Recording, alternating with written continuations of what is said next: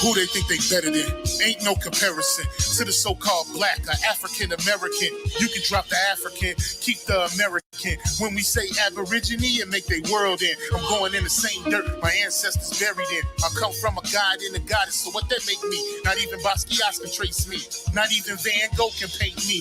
The MC in me is the God MC, equals the God in me. I'm focused in, let my mind be free. You too blind to see. The Jews I give is real, it's been real. These ain't shots, they missiles. All you gonna hear is the whistle. Lyrically, this an execution. My verses start revolutions from my people seeking restitution. Since the beginning, fuck evolution. Or maybe my reality is all a dream. I put it together like I was sowing seams. So it seems this is that audio dopamine. Go against the regime, we put you where nobody can hear you scream. And sing you to meet your Elohim. My nigga, this is savage mode. It's something that you can't decode. It started with a spark and I'ma let it explode. I was given the cheat codes that'll let me dump and reload and go through them waves like a fucking torpedo. You dealt the cards of life, I just cut them diamonds with the ace of spades. Y'all scatter like roaches when they facing raid, or vampires when they facing blade. I'm trying to get next to Shireen like I'm getting played. You still stuck as a mental slave. You still stuck in that mental cage. While I'm making easy money, pipping hoes in style. This my coming to age. Crowd roaring when I'm coming on stage. And when I'm done, they gonna be cheering my name. Drake Cobbs, and nah, I ain't quit my day job. I spit bars. I really rap on my day off. That's real shit. Just give you some tools you can build with. Aim high even if you still miss. Just keep going. It's a climb to the top. And I'ma keep flowing. Down Lake Shore, I'm Chicagoan. Yeah.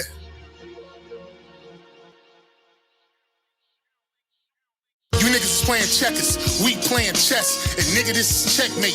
Dre be the big dog and you just a little bait. You out of Africa and we ain't got the same traits. I'm a Ghanaian and we ain't got the same fate. My granny died February 18th and I was born on the same date. The chosen one, the ancestors' chosen son. They gave me the golden gun. One shot, that's a hole in one. From the pyramid of the sun to Poverty Point. I don't think you niggas is getting the point. We still here. Who said they made the Aboriginals disappear? Your information's lagging in the rear. All you do is teach fear. We copper-colored with woolly hair. Am I speaking clear? So fuck the nonsense. When I rap, I touch your consciousness. From within is where you get your self-confidence. Let's bring it back to dominance. Ain't no confining us. Gonna bring that wild Indian out of us. Yeah. Yeah, yeah. We still here.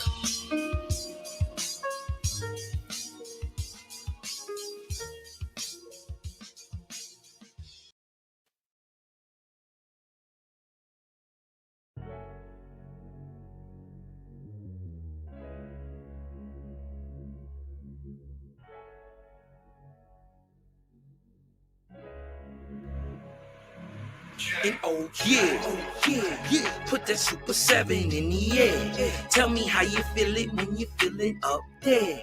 When you in the sky breathing rarefied air. When you breathing rarefied air, oh yeah. Put that Super 7 in the air. Tell me how you feeling when you feel it up there. When you in the sky breathing rarefied air. When you breathing rarefied air, oh, just that Jah Feft, that Chow Mein, that Papa Bull, that Tao Mein, since sunset in the arc of Wayne, my brain moving like Tao Sang, so ass above, it's so below, that up and that down thing, this flow is atmospheric, I call that a ground game, see water is knowledge, so if I'm teaching, you're learning, so how your God make a sun without vortexing current, see the pattern is panic, I'm reaching out for my people, oh watch me flow through your speakers, you feel the force of the ether, and when the force gets the equal, I'm taking off like an eagle. Police popped the pastor yesterday for pushing Puerto. My DNA is Moshe.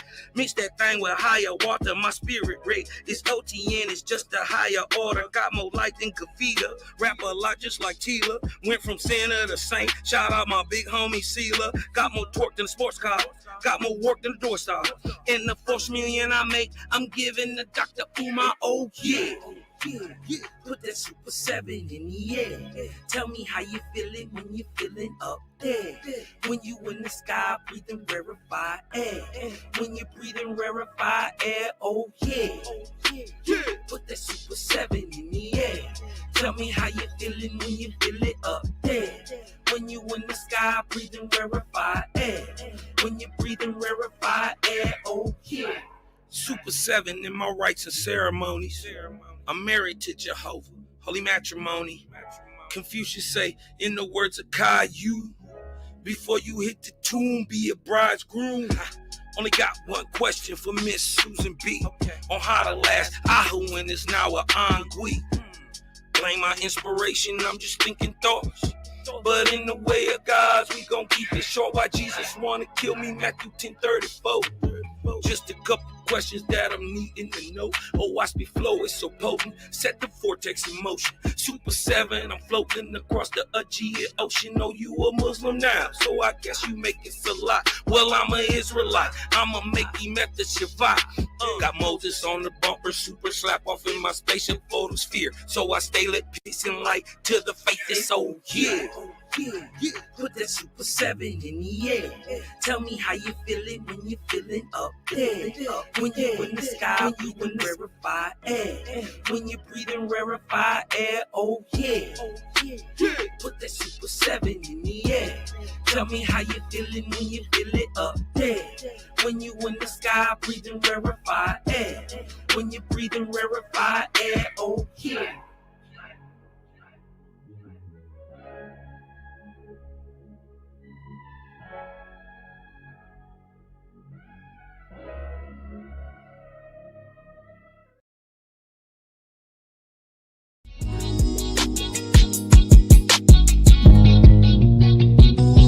Say I'm hustling and I'm grinding.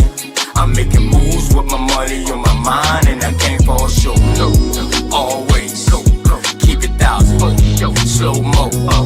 Say I'm hustling and I'm grinding. I'm making moves with my money on my mind, and I can't fall short. No, always keep it thousand, slow mo.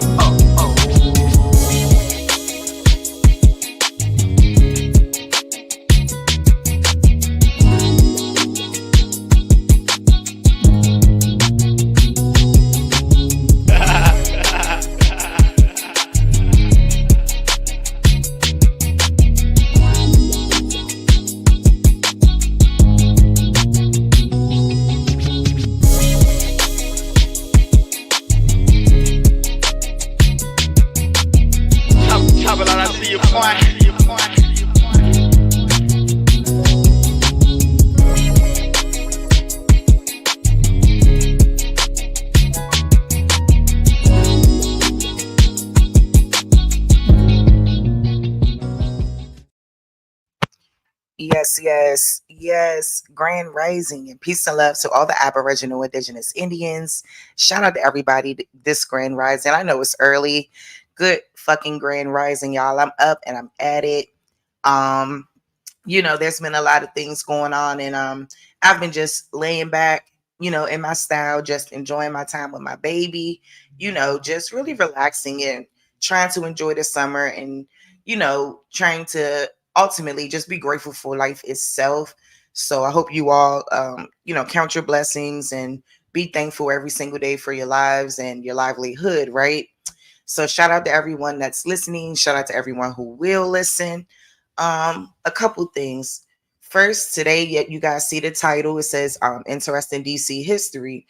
And I was looking through some stuff, and I came across this young man. Well, I've been came across him. I know who Cuz is. His channel was called DC Raw and Uncut.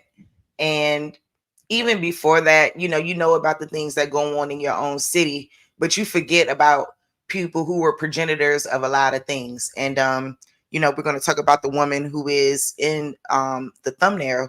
Her name is Odessa Marie. Odessa Marie.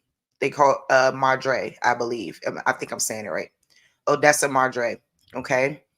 And this woman has an interesting history. And it's a little underground. So, when we say underground, it's like, the prostitution world, the gambling world, things like that. So, this should be interesting for everyone. So let me just share my screen. And shout out the Night Rider 707 on Instagram, DC Ron Uncut on YouTube. Just shout out to the brother. So I just want y'all to get into this. Let me mute my mic.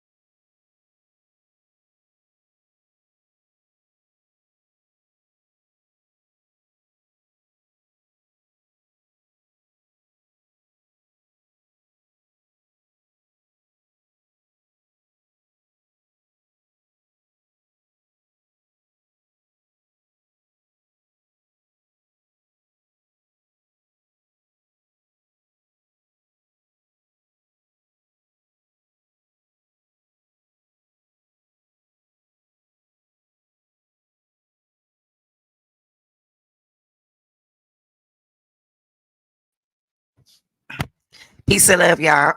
Ooh, peace and love, y'all. Sorry about that. This joint be acting up. I swear. All right, give me a moment. Let's bring it back. I can see every time I'm gonna get a new situation. Trust me, this not gonna stop me. I swear on mothers. Like, this is not all right. Let's start over, y'all. And I'm gonna just have to keep it low. Y'all gonna have to get with it. All right, let's go. Shout out to the brother DC Raw and Cut, Not Writer 707 NY, I believe. GHT Writer RYDAH, I think 707. I'm gonna double check that, and I'll put it up there and pin it. Y'all go follow him. Y'all go like his videos, man. And I hope to get an interview with him, get a collaboration with him, especially from about my hometown. I love it. Let's go.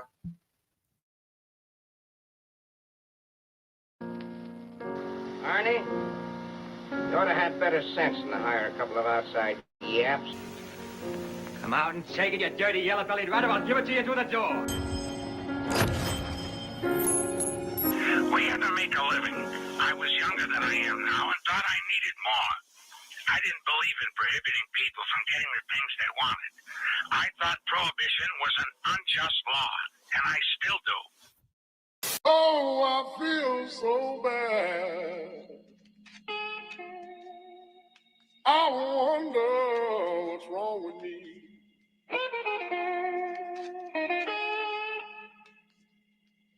Oh, I feel so bad. I wonder what's wrong with me.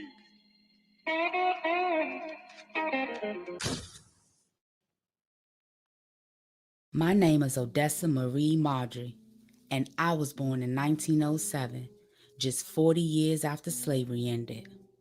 I had the whole world in the palm of my hands.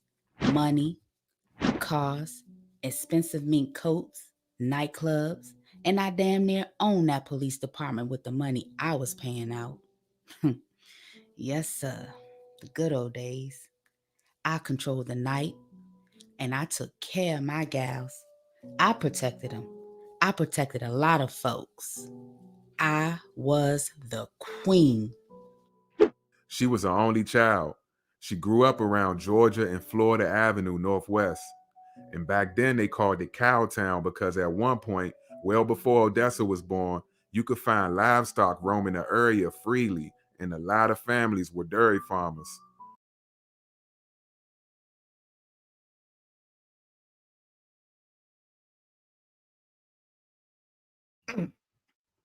He said it was a lot of livestock roaming around, y'all. Keep it, yeah, man. Look.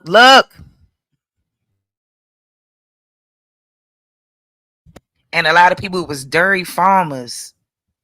Come on, y'all.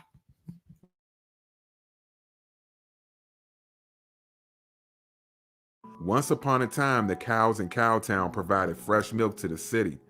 Even after Odessa was born, people still own animals in that part of the district. But for the most part, Cowtown was fairly quiet. It was referenced in the 1910 article as being tranquil, in other words, calm. A lot of people were classified as middle class. But the name and ways of Cowtown eventually faded as new development took place. The community was mixed with black families as well as Irish families. Back in those days, the city had many Irish, Germans, and blacks living as residents. European gangs were in the city, which we covered on the Roger Whitetop and the Underworld Figures video. The demographic was very different from today. This photo shows 4 boys who look like they may be of Italian or Irish descent. They were at a boys' club in Southeast. All 4 of them were from Southeast. And for anyone tuning in who may not be familiar with the area, Southeast in modern times is known as the most violent section of the city, with most of the public housing, most poverty, mostly black, and at one time in history, you wouldn't find too many Europeans, key word, not many living on that side of town after what they call white flight.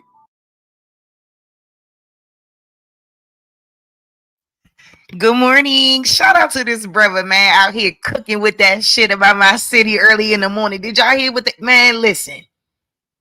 Listen, while DC, although was he said it. It was a lot of people here, but hey, they wasn't here. All right. Y'all, let's keep rocking. This is great, man.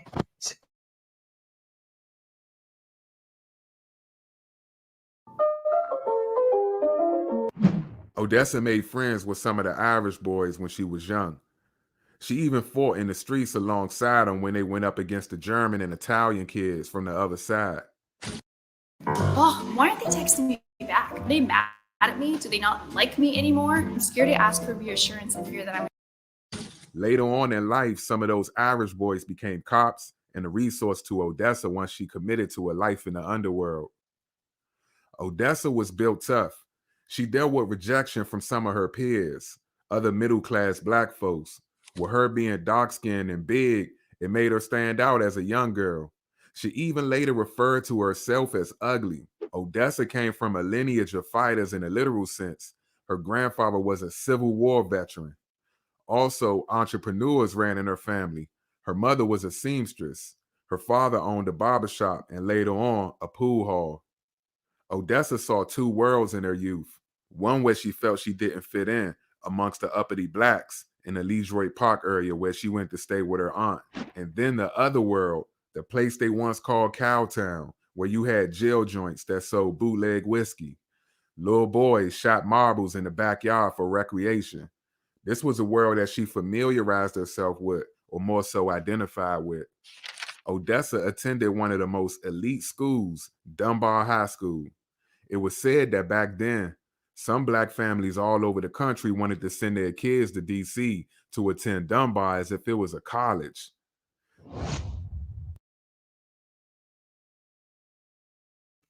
And I was about to say that DC Dunbar is the first black high school in Washington DC. Okay, so let's be very clear about how significant Dunbar is to Washington DC. You know, it was a point in time. Shit, I went to Easton, but I remember wanting to transfer to Dunbar after learning about Dunbar's history. And you know, it's really a fantastic history that they have. And shout out to Dunbar being the first black high school in Washington DC. Shout the fuck out to y'all and everybody who went there. Shout out to y'all.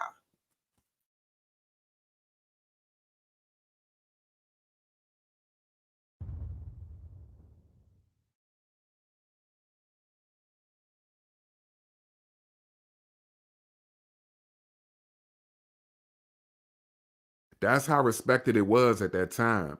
But Odessa was teased by some of the lighter toned girls.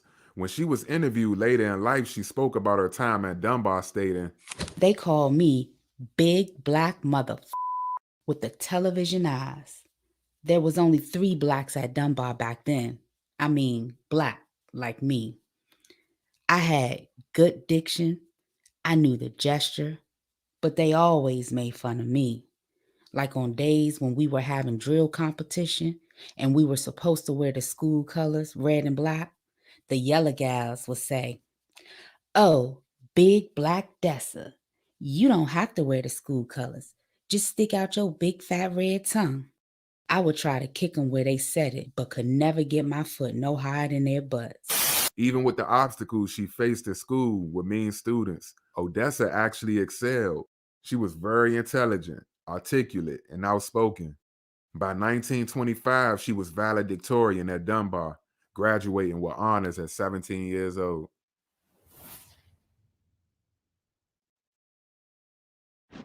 She knew what she wanted, even with her school credentials.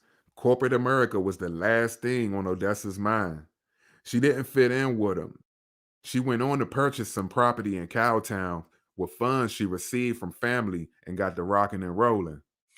Even though she was entering a male-dominated field, she had no interest in men from an intimate standpoint. She even called herself a black widow.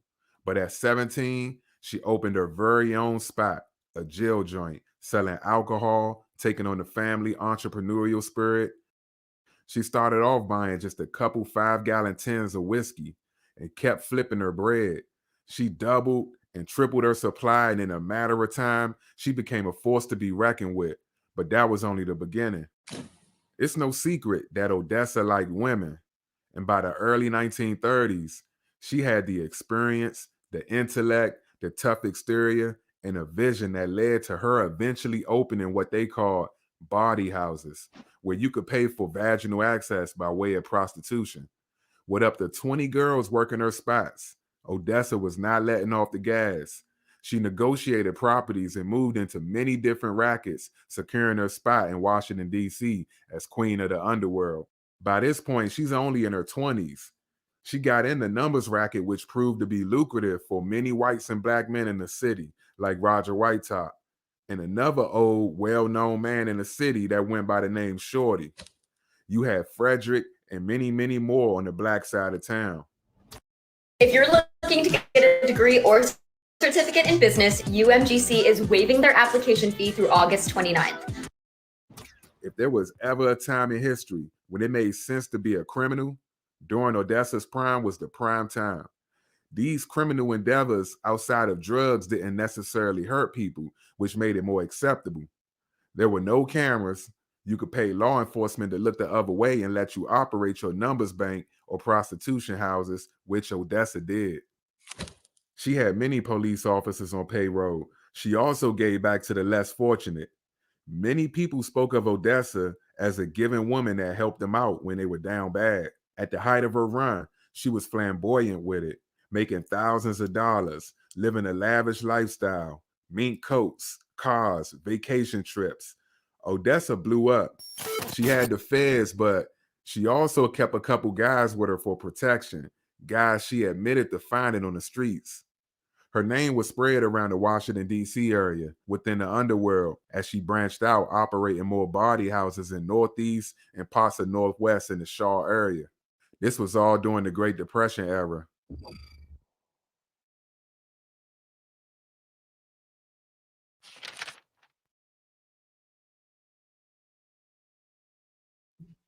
Y'all, we talking about an underground queen who's doing this shit during the Great Depression. Listen, man. Listen. This is crazy.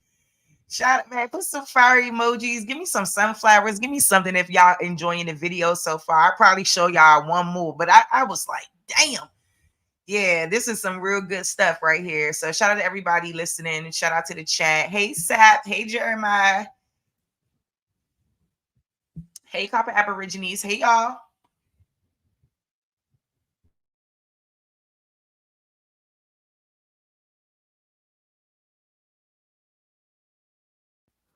Many people were struggling to feed their families. Prohibition in the city was over. March 1st, 1934, which meant guys from the underworld who solely depended on illegal whiskey operations had to find a new profession. But Odessa, queen of the underworld, was the jack of many trades. She continued thriving. All of the gangsters nationwide would learn of Odessa Marjorie. She settled disputes and acted as the mediator between blacks and whites to keep the peace. She was untouchable in a sense. Even though her arrest record date back to the 1930s, her power was the many paid officers she had on her side. She always bounced back, and she surpassed the same ones who once despised her and teased her in school. And when the stars came to town, it was lights, camera, action, directed along the elegant, historic Black U Street corridor. They also made their way to one specific location, 2204 14th Street Northwest, Club Marjorie, operated by Odessa. So it's now called Thirst Lounge, 2204 14th Street. This was literally Club Marjorie at one point. It was a one-stop shop for a lot of guys looking to have a good time. We talking alcohol, music, a numbers operation, and women. It was Odessa's headquarters. When famous entertainers such as Billie Holiday, Duke Ellington, Joe Louis, and many more were in town, Odessa would make a grand entrance at her spot in her finest mink coat with some girls beside her ready to service at will for a fee. She made sure her presence was felt. She would head straight to a reserved table. A trail of 6 beautiful women would follow. Not only were the girls eye candy for the men, but also available for pleasure, being as though they worked for Odessa. Moms Mabley, the first female comedian to perform at the Apollo, also came to Club Marjorie to perform on stage. And she was also very tight with Odessa. This is a testament to the power and clout of Odessa at that time. But even though she had the city on lock and law enforcement on payroll, she still found herself being investigated and targeted for illegal activities. She had arrest records dating back to the early 1930s, but Odessa always shook it off, bonded out, and bounced back, picking up where she left off. Records show that she got into the heroin and cocaine market. The drug agents used witnesses who Odessa sold to just to include her in a massive sweep. The key player who they was gunning for at that point in 1949, James Roberts. They called him one of the big shots of the dope ring. He was driving a 1948 black Cadillac, DC tags, living on Girard Street, Northwest. He got out of there on them peoples too, somehow tipped off about the raid, and the drug agents put the full court press on, arresting 31 people on a Tuesday night. Odessa was one of the 31 people they picked up and charged with selling and possession, but quickly bonded out while being on the bond for another charge. Many of the targets that they hit had trades or careers listed as laborers, bricklayers, salesmen, and waitresses. Very few of them were actually known dealers. While Odessa reached the top of the underworld in the 30s and 40s with a net income of at least $100K, several body houses, 20 plus girls in her stable, and nightclubs, it was still not cheap and definitely not easy. She was found guilty of gaming charges, conspiracy to operate a lottery, and was forced to pay a fine. She then was hit with a 31-day suspension of her liquor license for serving drinks after hours. Payoffs didn't always pay off. She literally was paying $2,000 a month to a police superintendent at one point, Major Robert Barrett, not to include any other agreements made with cops. A lot of pressure came down on Odessa and many other underworld figures at the same time. After being called as a witness before a special grand jury investigating the numbers racket, Odessa is seen leaving court with her lawyer at her side. She wasn't off the hook. Later on, her own troubles will resurface again. By this point, she was no stranger to a jail cell. But now she actually had to sit down and serve time. She still was who she was, and at this point, she still had property in Northwest. While she was inside serving a 10-year sentence, there was some action at her house. Two men, Robert and Roland, shooting dice, which resulted in a robbery after Roland lost everything, about 15 grand in total. He tried to get Robert to do an IOU type of thing to keep the dice game going. But after refusing, Roland pulled his gun and tried to rob him. Robert resisted, and it ended with them tussling, and then Robert was shot in the legs. The 15 grand that he won was never recovered. The paper read, once queen of DC underworld gets 10 years in narcotics case. Odessa was 53 years old. They raided her place. They only found 17 capsules of cocaine, valued at $1,500. It was her second drug case. Odessa believed life in the underworld was her only option. It was all she ever did.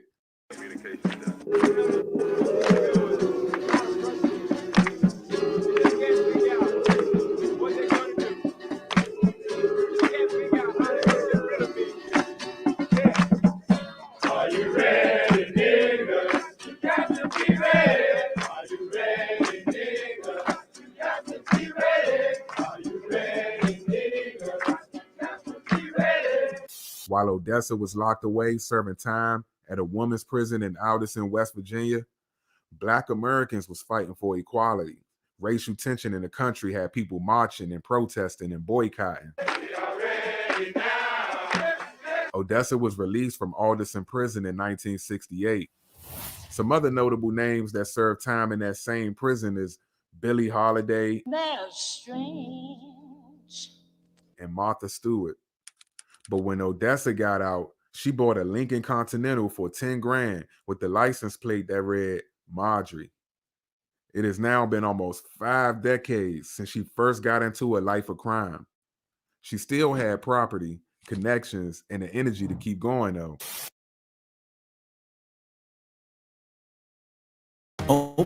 Open the door to a world of opportunities. Earn your accredited high school diploma online with Penn Foster.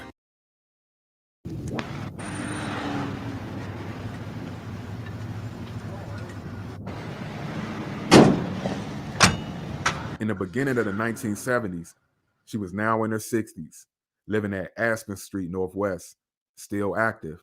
Only this time it wasn't a prostitution ring. She and plenty of her comrades got a numbers operation popping.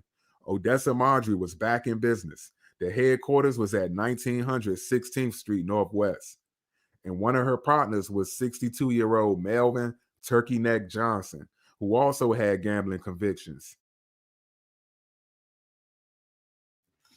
Hey, turkey neck is crazy work. Hey, wait a minute. Turkey neck. Hey, I'm not playing with him. My bad, y'all. But yeah, man, this is crazy. Yeah, I hope y'all getting enlightened. I know Carper know about a lot of this stuff, but I know some people don't really know that a lot of this stuff is really going on right in DC, right in my city. Man, let's keep rocking. I think I got one more for y'all, but I think this one I'm gonna show is a little more up to date. But you know, y'all can get a look at how this shit continued to grow. But yeah, anyway, I thought this was cool. I wanted to show y'all this morning. If y'all never seen his channel, like I said, shout out to DC Raw and Uncut. Go and follow him. Go subscribe. Go like his stuff.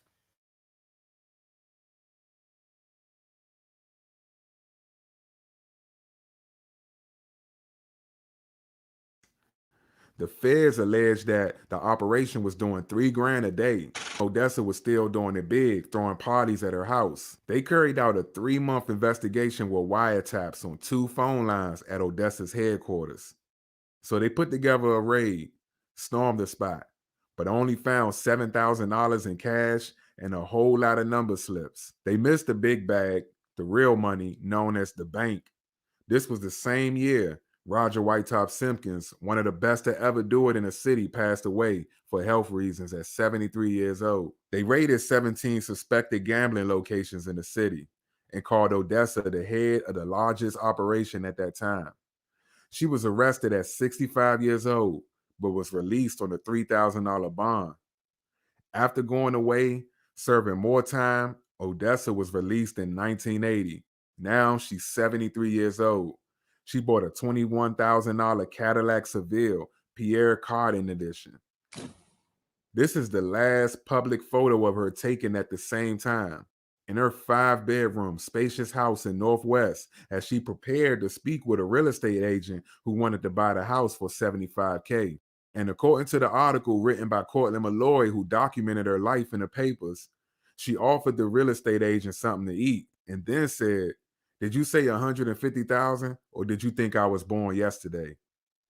But her best days were decades behind her. She lost her house and money.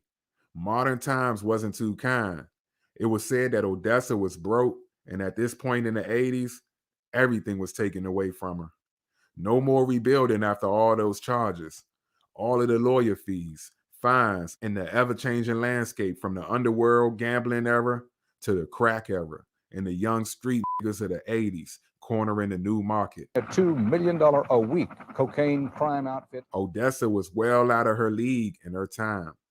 She lived at 10th and R Streets Northwest in the late 80s, in the area her friend called the worst ghetto in Washington. She died of kidney failure in 1990. She was between 82 and 83 years old. After everything she did for people over the years, her friends were only able to raise $51 for her funeral. But a man that recognized how much she did for people decided to step in and pay for a more proper burial for someone of her status. Odessa never had children. She was the last of the last, and the quote from the papers acknowledged her passing, stating, "One of the richest, most flamboyant, big-hearted hustlers who ever worked the shadier side of the nation's capital." Thanks for watching.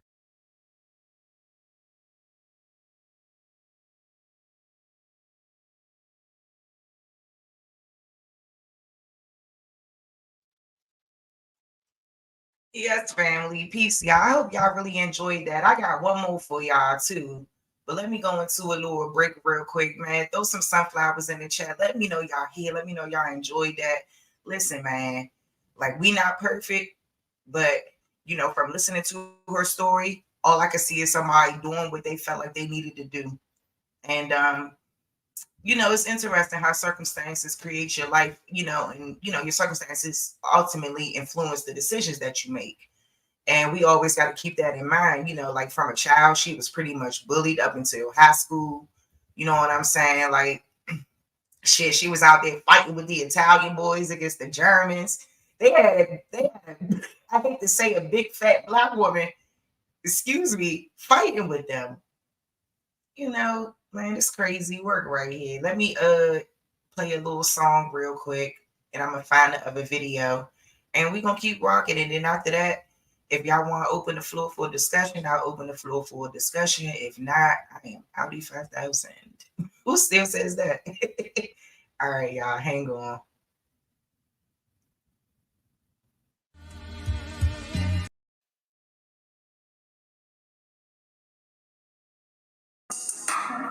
Father Ray, Reed Youngin. Come on, man. Fuck a Pan-African, fuck a Pan-African, fuck a Pan-African, fuck a Pan-African. Hey, the niggas trash like some ooh. Try to get back to them slave hoes. Hey, hey, hey.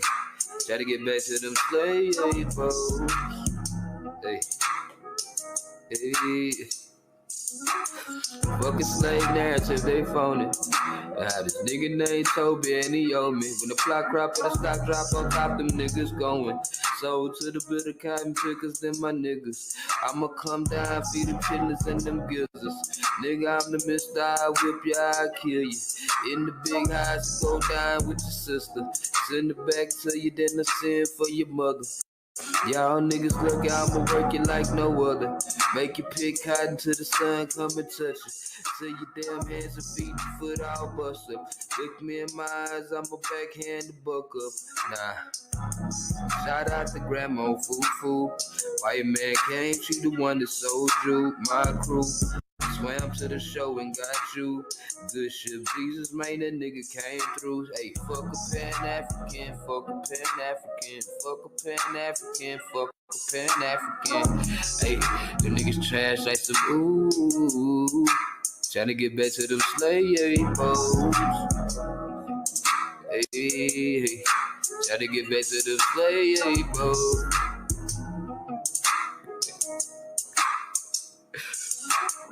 Fuck off it, fuck Lennon, fuck Jeffries, ayy. Fuck off it, fuck Ben, fuck Jeffries, ayy. Fuck off it, fuck Lennon, fuck Jeffries, ayy.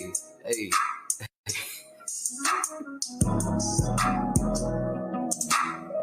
Play with this shit, dude.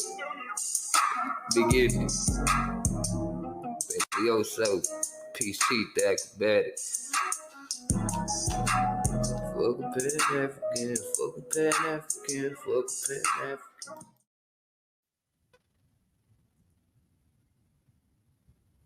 All right, y'all, hold on.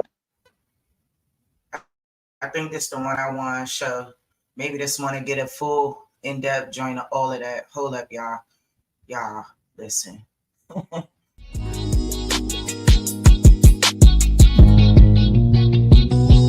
Say I'm hustling and I'm grinding.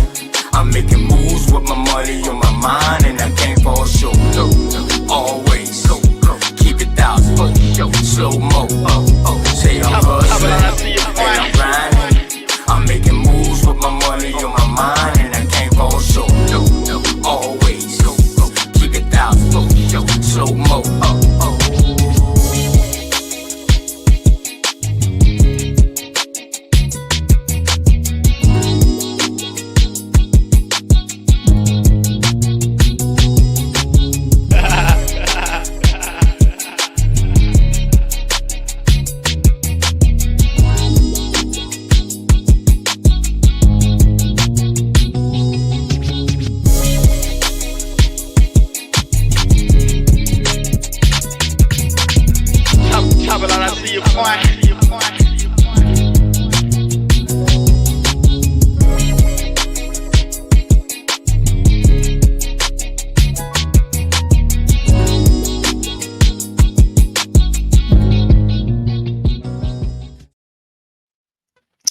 shit, I'm hip.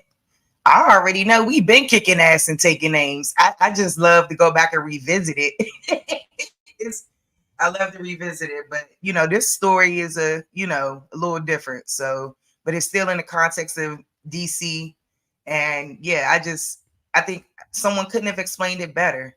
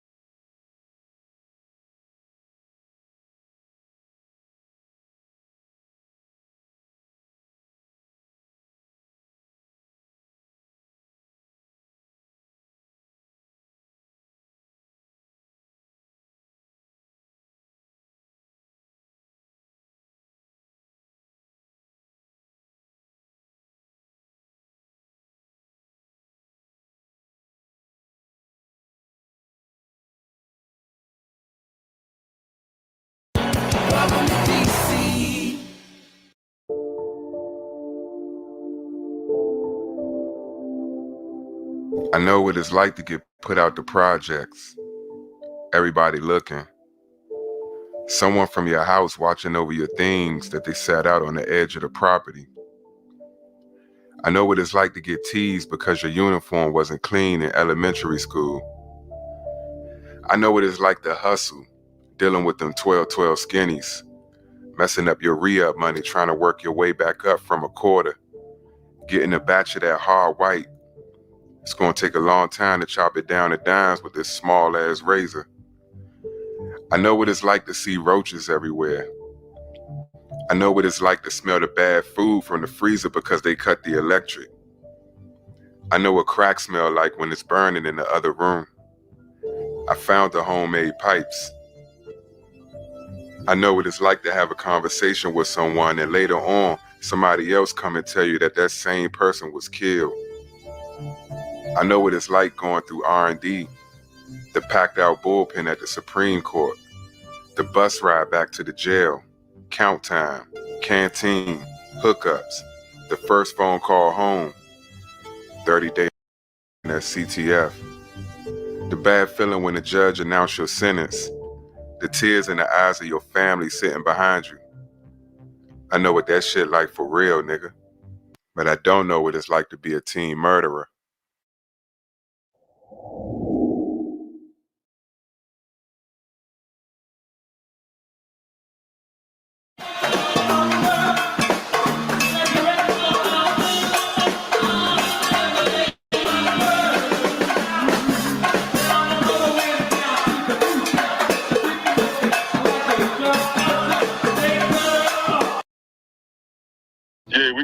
what's up? All right. What's up, man?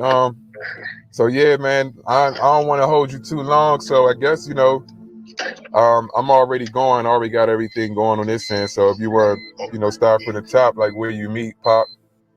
Okay. All right. Pop, well, Shelton Walker is better known as Pop. I met him around 4th Street in 1983. A guy named Brian Texas brought him around there. And he came around and, you know, he was a little red guy, you know, curly hair.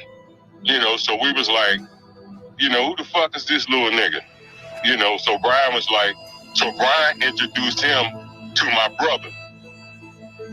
Which, you know what I'm saying, my brother was like a leader of the neighborhood, you know, like leader of football. We had a band.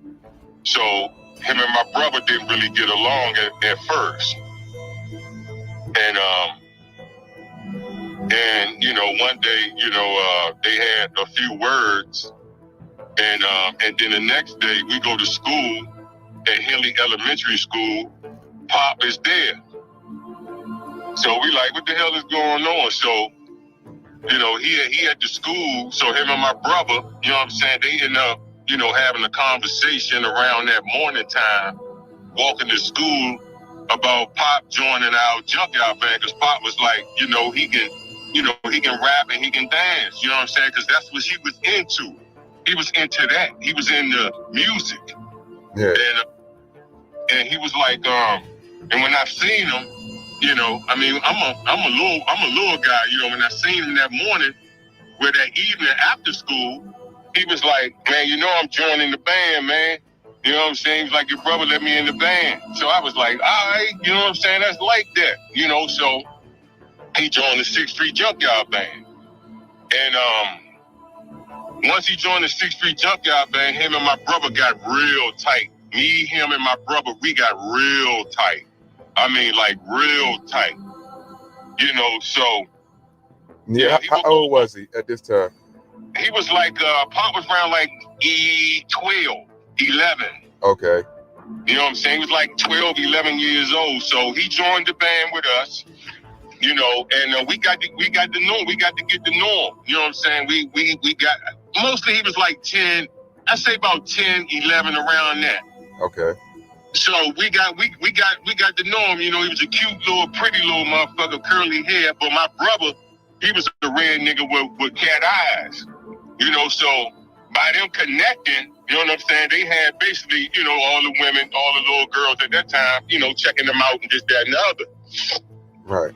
So once he joined the band, you know what I'm saying, me and my brother, we got to, you know, he moved around the corner, because when we came, and all of a sudden, man, you know, like when we looked up, man, he was living, you know, in our complex.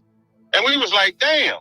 You know what I'm saying? He was, you know, and he was happy about it. He was like, I moved around here, I'm in the band, you know, this, that, and the other. So, you know, we started playing football together and shit like that. You know, like my brother would go get him, he'll come around our house, and my brother would be like, man, you want to play some football? So, you know, he wasn't really a sport, you know what I'm saying, kind of guy, but he had heart. You know, so my brother started the band. We started our little 6th Street Junkyard Band. So he was happy about that. You know, he was up front. Him and my brother, they was up front, and you know, we had a decent crowd. And you know, like getting the norm and stuff like that. You know, like all of a sudden, one day, he come around our house. He got shit all on his face. He got doodle all on his body. And you know, and he was like, you know, can I come around here, you know, to get something to eat and shit like that? And you know, and me and my brother, we was like, yo, what the fuck is going on, yo? You know, we young then, you know. Yeah. And he was like, you know, my mom, you know, keep beating me and shit, made me, you know, cause like there's certain things, like if he wouldn't do in the house, you know, like his mother, like he had a dog. Pop had a dog. He would come home from school with us, you know, because we was together every day. Me, him, and my brother was together every day. So you can even ask his sister, man. She'll tell you. You know, and, you know, we would come home from school, you know, me and my brother, we go in the house with my grandmother. My grandmother wasn't no mean lady, but she didn't fuck with a lot of our friends. You know, I mean, she did, but she didn't. And when he came around there that night, I never forget that shit. He came around there, he was crying. It was like motherfucking 2, 3 o'clock in the morning. And he had doodle all on him and shit. And, you know, he was crying. He was like, he ain't had nowhere to go. His mother just beat him, you know, and he had all this stuff. So we took him in. You know, we took him in that day, you know what I'm saying? And washed him up. Because him and my brother always wore the same size clothes. And, you know, and one day, you know, when he came in there, he told us, you know what I'm saying, how his mother would be treating him and shit. And, you know, my grandmother was mad as shit about that shit. You know what I'm saying? Because, you know, at that time, you know, we wasn't even teenagers, man. We were little guys, man. You know, and like I told you, man, he was the sweetest little dude, man. You know what I'm saying?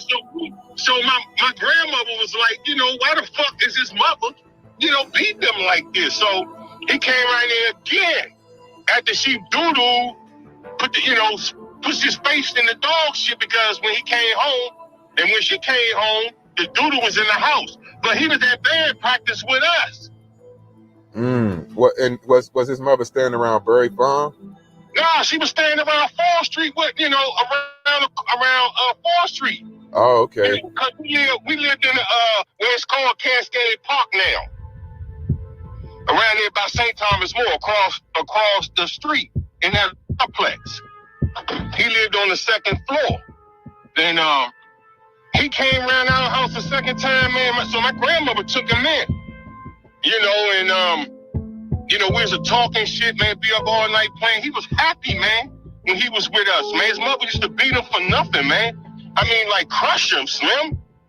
I mean, like, you know, that shit, like, bringing tears to my eyes, Slim, you know what I'm saying? The shorty was a good man. And it was literally bringing tears to my eyes, because that shit, I'm telling you, young, I'm telling you, that shit ain't no joke. That shit ain't no joke. And people always want to talk shit. I'm telling you, you don't know why people do the shit they do. I'm telling you that, man. People gotta be a little more kind, a little more gentle, something. Because I'm sorry, this is going on in the 80s, 70s. You hear this? And imagine how much this same cycle has regenerated itself time and time again, time and time again.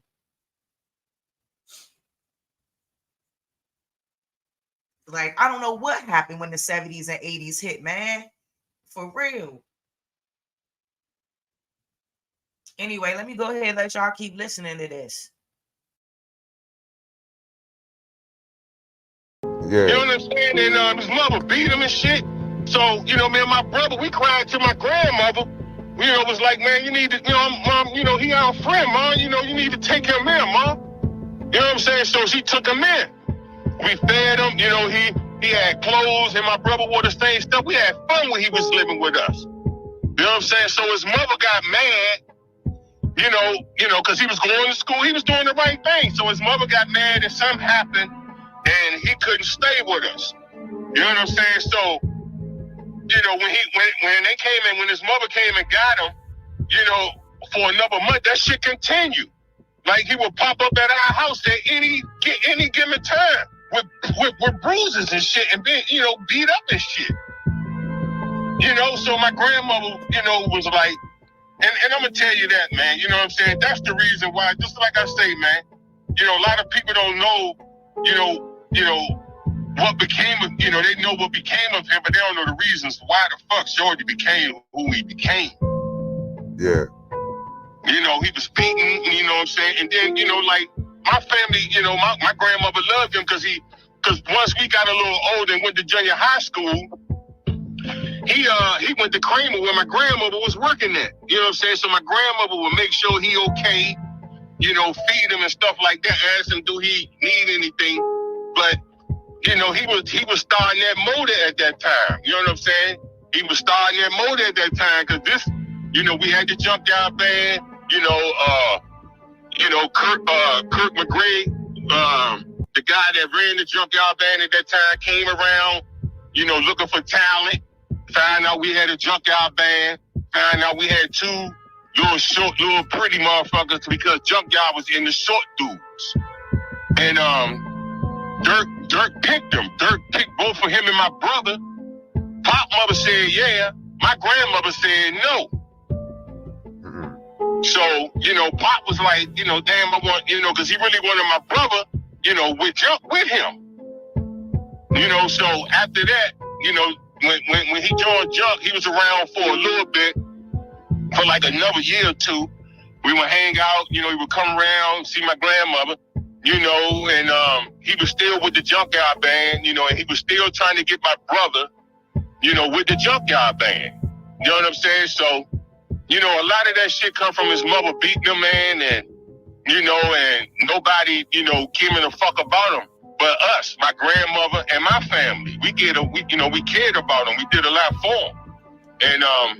And when he left and became, you know, that other person, he never, whatever he did in the street, he never, you know, like, he would get shit from people, like, you know, I guess, you know, rob people, whatever, get shit. I mean, he would always come back to our neighborhood. You know, like, he would get shit, you know, when, you know, like I said, once we left elementary and went to junior high, I ain't see him in a minute, and then, you know, I would hear about him, you know, and then, you know, like, he would get shit from niggas or rob them or whatever, but he would always come back in our neighborhood. But we would never know. Like, me and my brother would come outside and walk up the street, and he'd be like, what's up, motherfuckers? You know what I'm saying? We'd be like, ah, what the fuck is you doing around here? But then, you know, he already been in there to see my grandmother, and then he'd be like, y'all got some money? You know what I'm saying? Like, you know, he would always, you know, make sure me and my brother, because Pop was an evil motherfucker, man. He ain't really fuck with a, you know, like people walking up on him. Yeah. You know, like people don't, you know him, think you gonna come up and walk up and talk to him. Nah, you will be, you know, like finished right there. That's how he was, man. It's a couple of things I had to stop. You know, for people walking up on him when me and him was talking. You know what I'm saying? So, you know, like he was, you know, he turned into a whole nother, but I already knew when he turned into that monster, you know, I knew the reasons why, because he would tell me, I mean, I knew, my brother knew, my grandmother knew. That's why my grandmother never knocked him when he turned into a monster. You know what I'm saying? Because she knew what the fuck he been through as a kid. You know, and, you know, like I said, he would get shit from other motherfuckers coming back around, rob, whatever, come around our neighborhood, make sure me and my brother okay. You know what I'm saying? And this, that, and the other, make sure we was okay. You know, y'all need any money. You know, but just me and my brother. You know what I'm saying? You know, he would just make sure me and my brother, my grandmother was okay. You know, so bam. You know, then one day, you know what I'm saying? I go to jail and I go in this block called A6. And he in the block. I didn't know it, but I hear somebody screaming my name at the bullpen, like, hey, girl. And so the youngin' that was doing detail, he was like, man, hey, man, that's Pop calling you. I was like, what Pop, Shelton Watkins? He was like, yeah. I was like, hey. So I go up there, you know, talk to him for a minute. You know what I'm saying, buddy? Because he wanted me to stay up there with him, chill with him. So I stood up there with him for an hour, but the guard was like, yeah, go back to your cell. So when I came out again for a visit, I went up there and talked to him again. The guard ended up popping the door. And I ended up going in the motherfucking room and then spending the night with him the whole night. That nigga told me everything he did. You understand me, Slim? Yeah. He would tell nobody. You know what I'm saying, Slim? I know everything. You know, this man told me everything because I asked him. You know, I'm like, why you going like, but, you know, I never really asked him, like, why he was going, because I knew the reasons why. You know, but I was like, damn, Slim, why you do this? And why you do that? And, you know, and he told me, you know what I'm saying? And I knew he would tell me because how close we are, you know what I'm saying? You know, I knew he would tell me, but he told me everything, Slim. He laid it down, who he hit, the reasons why, you know, and I asked him everything. My dad was Captain David Wilson in the U.S. Navy. He was a really amazing person. My dad died.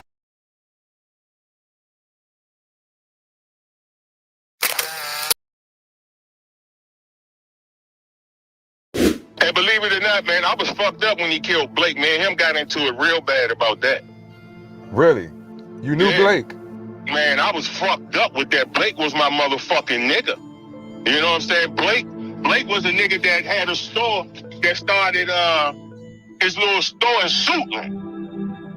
You know what I'm saying? And we used to, you know, because Blake was about to get out the game. You know what I'm saying? To get into this store thing. You know, so we used to go up there, you know, before we go to the Go-Go and, you know, and buy his clothes, because his shit was legit back then. Now, his store, I forgot the name of the store, but it ended up going down to the Avenue. You know what I'm saying? But Blake had a store over there in Suitland, and Blake, you know, we ended up meeting Blake. You know what I'm saying? I wasn't even around Pop at this time. You know, I ain't seen Shorty in years. I was hearing about him. But I had met Blake, and man, Blake and my man that got killed named Bert, we ended up grabbing a good relationship, and Blake was telling me, you know what I'm saying, he was about to get out the game, he gonna do this clothing thing, and he was gonna make sure me and my man was all right. All we had to have was a little bit of change. Yeah. And by the week, I go back up that motherfucker, man, to meet him, and the store is locked. You know what I'm saying? So I see somebody in there, I say, Slim, what Blake at, Slim? Because Blake had, you know, told me and my man to bring a couple of dollars, he gonna make sure, you know what I'm saying, and you know, he was giving a discount on his clothes. His clothes was legit. You know, I'm talking about good clothes, good whatever. You know what I'm saying? So, you know, I go back up there like a week later to holler at him, you know, to do this business. They come out and tell me he dead, right? You know what I'm saying? So I'm fucked up. Me and my man, we in the car, we fucked up about it, man. So, you know, I go back around the way, and like a month later, I hear who the fuck did it. You know what I'm saying? So I see his ass at the motherfucking Crystal Skate. I said, man, let me holler at you, man. You know what I'm saying? See, can't nobody talk to Pop like me and my brother could. You know what I'm saying? Like, we can go up and be like, motherfucker, let me holler at you. You know what I'm saying? Mm-hmm. Can nobody else do no shit like that. You be out your mind to do some shit like that. But I was mad about that shit. I was like, Slim, let me holler at you, Slim. You know what I'm saying? I was like, what was up with that, Slim? Man, me and him ended up talking for like 4 hours about this shit. Over some shit Poe, you know what I'm saying, did. That shit was on Poe. Poe got mad because Shorty wouldn't, he wouldn't fuck with Poe. Oh, he wouldn't do business with him. He wouldn't do no business with him. Right. Yeah, because some people, I guess, on my video, they was trying to say, oh man, Poe ain't had nothing to do with that. I guess those were the people coming from over on YouTube channel. So, man, fuck them people. They, like I told you, man, these motherfuckers out here, they be making up this shit. And it took me 10 years to talk to somebody. I'm tired, man. You know what I'm saying? Man, hey, man, he was a good dude, Slim. You know, he ain't do no business with Slim. He was getting them things at a good number. Slim wanted to holler at him. He ain't fuck with Slim. Slim put Slim Shorty on him. And I was mad about that. We almost got into a fight about that shit. That's why I say, man, motherfuckers don't know what they be talking about, man. Yeah. Hell yeah. And I definitely appreciate you coming on and, you know, fucking with me. You know what I'm saying? For sure. Hey, man, like I say, man, if this thing do good, man, if you can get a deal, man, like I say, it's way more than this, man. Like I said, I was locked up with him in 92, man. So that was right before he died, though, right? Yeah. Because he had got out somehow. I had just fucking seen him. And you don't even know what he did before he got killed. That's why I say, man, motherfuckers don't, man, that's why I say, it's a lot of information I'm holding. Dog, man, I swear, man, you know, if this thing hit off, man, I swear, man, you're going to know so much, you know, you're going to be like, just like you even, like, wild about, you know, what I just told you, you know, and it's the God have his truth. Yeah. You know what I'm saying? I mean, I was around them, you know, my niggas would tell you, my brother would be like, you know, like, everybody didn't even want me to talk about Shorty because they knew my shit was valuable. Yeah. His Pop would talk to me like a motherfucker. Because a lot of times my Pop would come, when he come around the way, he want to come and holler at my brother. Just like I told you, he had the junkyard band around there hustling. Just like when Iz told you he gave him that shit. Yeah. He gave him that shit. You know what I'm saying? You ever see Iz documentary on Shorty? Yeah, I saw the joint. Yeah, Iz and Dre and them. Yeah, them niggas was good people, man. Them niggas was, man, fuck Poe, man. You know what I'm saying? Like Dre and Iz, them niggas was good men. in the street. I'm talking about good men.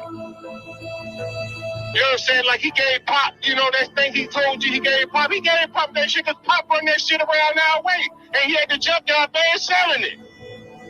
I'm gonna have to send you or that picture because I need you to point out which one was Dirk to me in that photo. Dirk McRae. Yeah, the junkyard photo. He the tall motherfucker. He a tall motherfucker with them big ass knots on his face. Got cat eyes. Okay, cool. Yeah, because I was trying to figure it out because when I had first started researching Pop and Junkyard, and I'm realizing like, damn, the dude Heavy One, he got hit. Pop got hit, and the dude Dirk. Everyone got hit. Everyone was getting money too.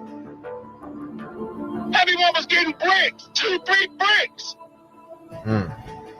Yeah. He had to pay for the junkyard band. These guys love music, man.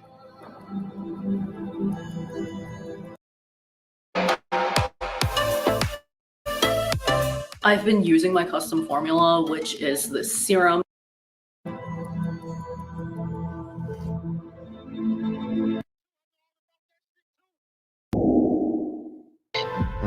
You talked to him about his interaction with Alpo or Wayne? Wayne knew Pop's uncle.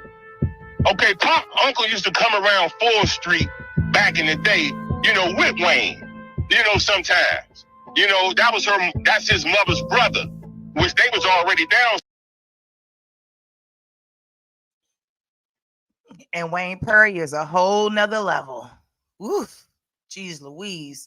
And I'm sure everyone is familiar with Paid in Full and that story, but they don't tell a whole DC part of that story. And I don't know why they didn't tell that part of the story.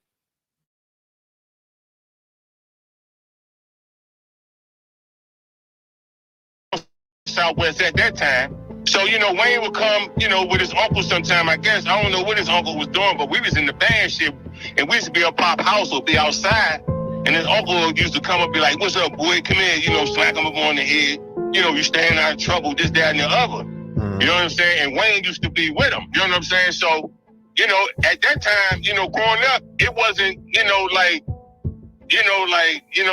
really nothing. His uncle knew Wayne. That's how Shorty got connected to Wayne.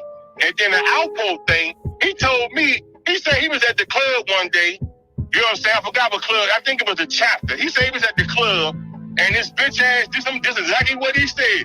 He said this bitch ass New York nigga, you understand, walked up on him and was like, Shorty, what's up? Because he said, you know, Poe was saying that he heard Shorty was this, that, and the other. So Poe walked up on him, was like, man, what's up, man? How you doing? So Pop was like, man, I'm about to rob, because Pop was telling me that he was going to rob and kill Poe. His plan wasn't never to get, you know what I'm saying? So once at the club, Poe was like, man, what's up with Wayne, man? You know what I'm saying? I heard you connected to Wayne. You know what I'm saying? So Pop, told me he switched the whole mode because, he was trying to get Wayne out. He was like, yeah, man, they got him, locked up for 10,000 or whatever. You know what I'm saying? So, Poe was like, all right, you know what I'm saying? I'm gonna make that move. But their plans was to get rid of Poe, man. Shorty was supposed to get rid of Poe until Poe got Wayne out. Yeah. You know what I'm saying? He had that money, he had that connect. So Pop and Wayne, they was, Pop was telling me, they was about to smash Shorty, man. You know what I'm saying? Because when Jawbreaker shot Alpo, they was trying to get Pop to kill Jawbreaker, and Pop was like, nah, because he had fucked with Jawbreaker a little bit. Right. That's the reason why ain't nothing ever happened to Jawbreaker after Jawbreaker hit his ass up from trying to take over his neighborhood. Yeah. You know what I'm saying? So, Pop was like, you know what I'm saying? Their plans was to always to get Poe, man. But Poe kept that money. And then a lot of little shit that Pop did, like Poe would, pay him. But, they wasn't really like giving Shorty, that bag like he's supposed to. Yeah. You know what I'm saying? The work he was putting in, you know what I'm saying? So Shorty was telling me, you know what I'm saying, that his plans was, you know what I'm saying, once they found out where that nigga money at, they was doing decapitated. So, do you know where the whole Bury Farm thing come from? Because everybody says Pop was from Bury Farm. Pop ain't no goddamn Berry Farm. You know what I'm saying? Pop, only reason why they connected Pop with Berry Farm because Pop went to the Junkyard band. Okay, and that's the same band you was in. It wasn't like two Junkyards at the time, was it? Nah, we had our little 6th Street Junkyard band, and you know, and like I said, the Junkyard band, you know, they was the shit. So you know, and you know, we had our little band, and Dirk McCrae, you know, found out, you know, what school we went to and all that, and came to the school and got my brother and got Pop. And like I said, my grandmother didn't let my brother go, but Pop mother let him go. Yeah, okay. So, but he did go to Kramer and Anacostia. Yeah, but he went to Kramer for like 2 years. He went to Anacostia for like a couple months, man. Oh, damn. Yeah, man, because I went to Anacostia. Like I say, I was around them all the time. Yeah. You know what I'm saying? And, you know, that's why a lot of motherfuckers, you know, I mean, I'm handling my business, but motherfuckers wouldn't even talk to me, Slim, you know, on the counter, you know, because, you know, they just, you know, see Shorty all hugged up on me and shit. They be like, man, Shorty, fuck with you, you know, and this, that, and the other. And I used to ignore a lot of people because they didn't know. Right. So you know, if he only went there for a couple of months, and then what? He just like dropped out and just went full into the streets. I mean, he dropped out. To be honest with you, he dropped out of school in Kramer, man. Okay. You know, I think he basically like filled out an application to go to Anacostia, but he never went. Right. You know, because my grandmother kept, you know, pressing him to come back to school, but he kept getting in too deep with shit. You recall the time when Pop actually left from prison or jail? It wasn't prison. Yeah, no, when he was at Marlboro, I remember when he left because he came around my way. Oh, okay, got you. He came around, he pulled up. He pulled up in a little white, little old car, right? Little banger, little Joe. I was like, what the fuck? He had like 3 youngins with him, right? Mm-hmm. So when he pulled up, he needed some clothes because, like I told you, anytime that motherfucker come out of jail, he come around our way to look for my brother or me, for I can take him in my house, so he can go through my brother's clothes and take his clothes. So my brother would come home and be like, man, you done gave Pop my clothes. I'd be like, man, he came in here and grandma let him in. He came through all your shit. Wow. I just built the most amazing workflow on Monday.com. You build your own workflow? Why? There are a bunch of... Yeah, you know, he came around to get some clothes the night he got killed. Hey, I seen him that night. I was fucked up. Look, the night he get killed, and I'm gonna leave it. I think I've been on here long enough, man. But the night he got, it's almost 30 minutes. But the night he got killed, I seen him. He came home. He came around the way looking for some clothes, you know, to go see Essence that night at the motherfucking junk, at the classes. And he was like, he pulled up, you know what I'm saying, got out of the car. I never forget. He was like, hey, where your brother at? He was like, motherfucker, get in the car. So everybody looking at me like, he gonna kill you. So we him laughing while we going to the car. So the people that's outside looking at me, don't get in that car. You know, so I busted out laughing. He laughing too, right? Yeah. So I get in the car and shit. You know what I'm saying? I take him down the street to see my grandmother. You know what I'm saying? So, you know, we down there talking for a while. I was like, you home, this, that, and the other. He's like, yeah. He's like, man, it was good to see you in the jump. So we was talking about when I was there. And then he was like, man, where your motherfucking brother at, man? I need his motherfucking clothes. So tonight I'm going to see Essence. I'm going to see Essence tonight. I was like, you know, my brother was, you know, about them bitches. So my brother wasn't around the neighborhood. He was doing this other thing. So I was like, all right, motherfucker, I'll be back later on. So he called my grandmother.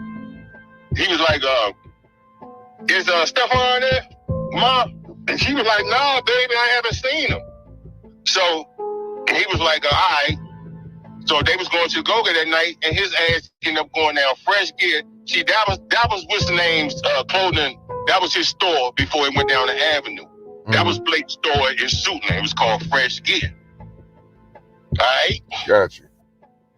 So Pop ended up, when I seen Pop that day, he had a big ass 357 Chrome on him, right? When he came home. He had them two youngins with him. He ain't had no clothes in no time at that time. So this motherfucker, you know, don't forget he had killed Blake. So Fresh Gear is Blake and is Blake.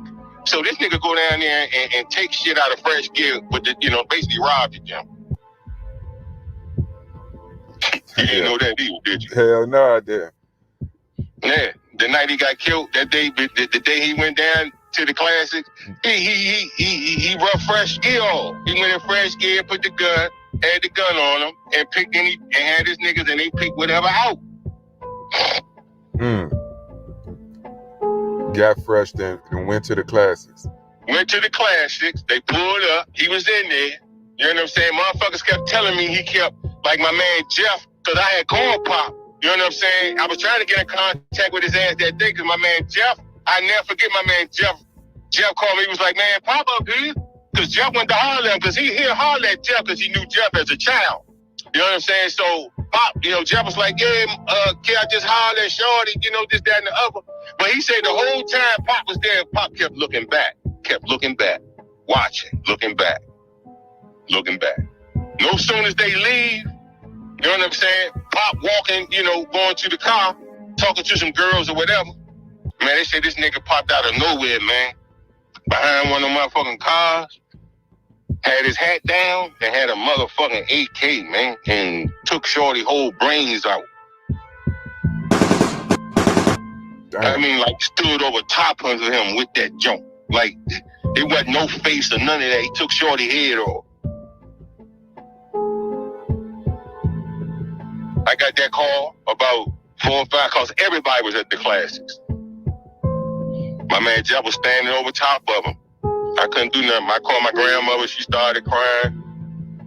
We started, you know, we didn't go to his funeral, man, because we didn't want people to know that we was tight with him. Birdie was there. His sister went. A couple other people went. Just like his son. His son don't even know nothing about him for real. He don't know. I wanted to sit down and talk to Shorty, man, let him know what kind of good dad he really fucking had. You know, but Shorty was, you know, the only thing Shorty loved was that music, man. He loved that music. You know, only thing turned him out. Wayne ain't turned him out. His mother turned him out. Wow. I always forget that. His mother turned him out. All that shit they say, Wayne, this, that, no, Wayne ain't turned Shorty out. Pop mother turned him out, you know? She turned him into a motherfucking pit bull for the shit she did to him, as, you know, when we were growing up. Wayne ain't turned Shorty into that. He was already there. When he got with Wayne, Wayne just enhanced that shit. Yeah. And his motherfucking sister would tell you that, but Birdie ain't gonna really talk about none of that shit. You know, only motherfucking person that Pop was tight with, and I'm gonna tell you the truth about this. Pop was tight with he was okay with his sister. He was tight with me, my brother, my grandmother.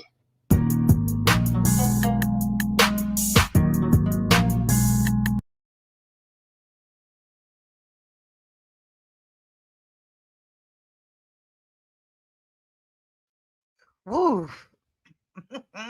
Woo. Put some sunflowers in the chat, man. Listen, when we talk about some of our issues in this community and the root of where a lot of those things come from, you know, I mean, wow. Shout out to Night Rider 707, DC Raw Now Cut. Shout out to that fella, man. Shout out to DC. Shout out to everybody from my hometown. I feel like I want to show one more, and I think we'll be good for today. I just wanted y'all to get really this insight into DC, like the underground, the raw, the uncut, the real. And that's what that was, man. Like a lot of people, you know, like just hearing his story, even his childhood, you know, I think that was the most heartbreaking thing to hear in life. And, you know, outside of the way he was taken out, you know, it just got to be a lesson to all of us that, you know, we got to be the change that we want to see. And, you know, we've been through things in our life, and, you know, it can transform and manifest in a lot of ways. And everybody is not, it's crazy, y'all. Woo. Hold on, y'all. I want to show y'all one more that he put out. And this one I think y'all really love. Hold on.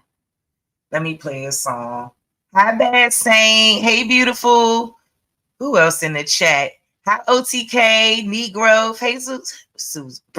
Hey, Suzanne. Susan. Hey, peace to y'all. Hold on, y'all. Let me play a song and then we'll go ahead and bring it back. And we gonna keep rocking. If y'all rocking, I'm rocking. Let me know if y'all rocking and enjoying these videos by DC Raw and Uncut. He told me I could share all his videos. He cool. So yeah. Let me find something I want here. Dang, I'm mad I ain't got that joint posted right there already. That's kind of blowing me a little bit. But let me go ahead and play my brother Cosmo.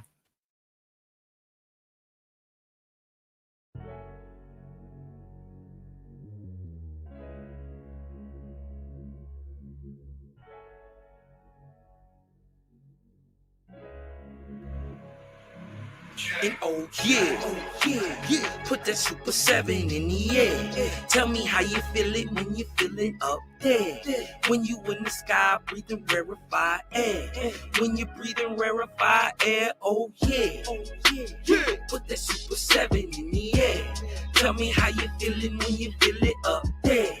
When you in the sky breathing rarefied air.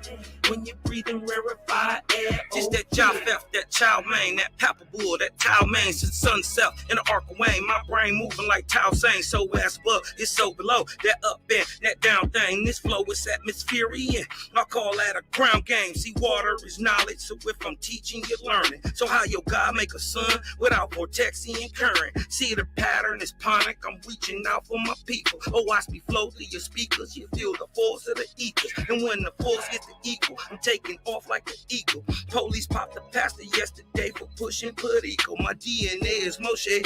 Mix that thing with higher water. My spirit rate is OTN. It's just a higher order. Got more light than Kavita. Rap a lot just like Tila. Went from sinner to saint. Shout out my big homie Sela. Got more torque than a sports car.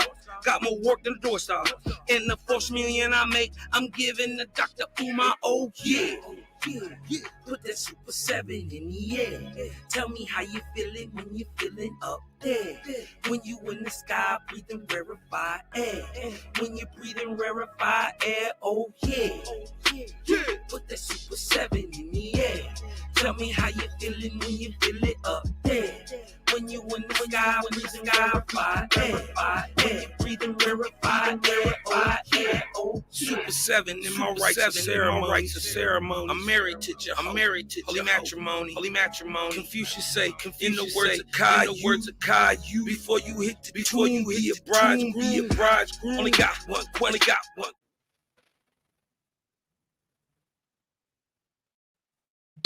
And tonight we talk with Kimmy Gray. Kimmy Gray. And our special guest, Kimmy Gray, who's an example of what public house residents can do. How you doing? You did this in your housing complex in your neighborhood. You did it with little money and with a good filter for phoniness. How's your filter working?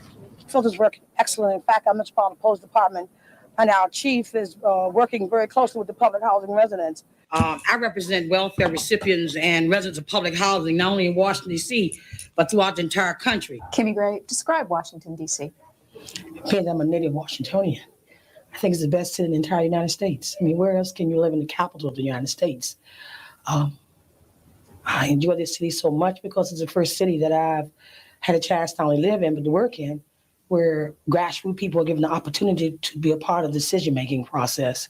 To me, she was a visionary, a great example of Black excellence, self-reliant, one of the most inspiring women to ever grace the streets of D.C.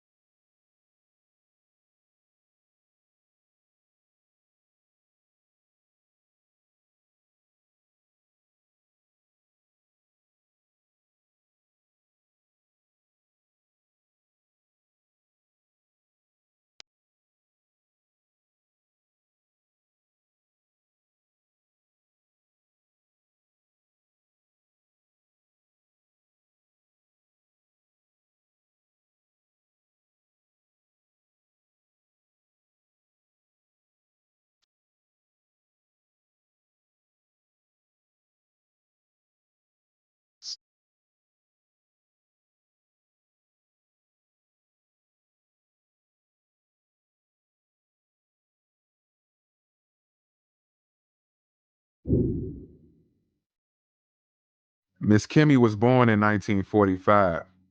She spent most of her childhood in public housing, raised by her mother and grandmother. Her father died when she was just 7, but regardless of her family's struggles early on, what her grandmother instilled in her was ambition. And my grandmother always told us that you could not just be good as, but better than.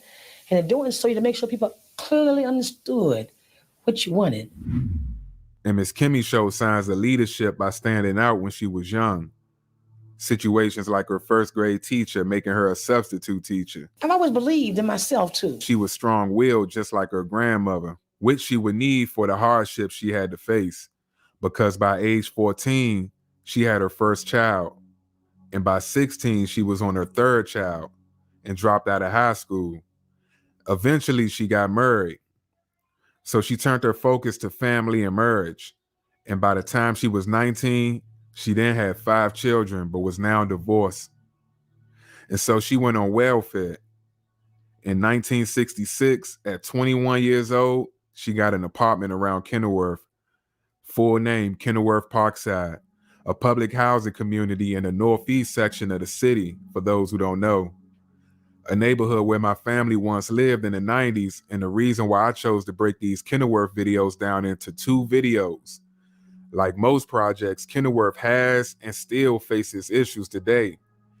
And Kenilworth covers more than just the public housing section, but this is not a landscape video about how gangster it is and how much it covers. We could save all that for a second part. So Miss Kimmy settled in, and although she was young and divorced with 5 kids on welfare, she was a hard worker. She never gave up on herself. She went back to school and got her diploma and later an associate's degree in business. So she worked for the DC Department of Recreation, but her calling was to do much more. And it started with witnessing the mismanagement of the projects. I've had the free version of Grammarly, but upgrading to Grammarly Premium has been a game changer in my everyday work. The premium tone suggestion. The conditions of public housing in the city has been a disaster. Even today, it's a circus going on with the housing authority. So much that a separate video can be made on the history of DC housing. A couple of weeks ago, we reported how hundreds of millions of dollars are being spent on public housing in Washington, D.C., described by the federal government as the worst in the nation in just about every way. Tonight on the filthy and dangerous living conditions in D.C. public housing. Now, Brenda Donald has to also answer to HUD, which calls D.C. Housing Authority among the worst in the country. Back in the day, there was controversy around housing surrounding money being stolen and resources given away to family, friends, and associates. Not all of it went to help the tenants. Some employees embezzled funds. Some executives at headquarters spent $1 million furnishing their offices. Some administrators spent thousands more sending delegates to Puerto Rico for a workshop. The housing authority has been through so many regimes, many times firing and hiring.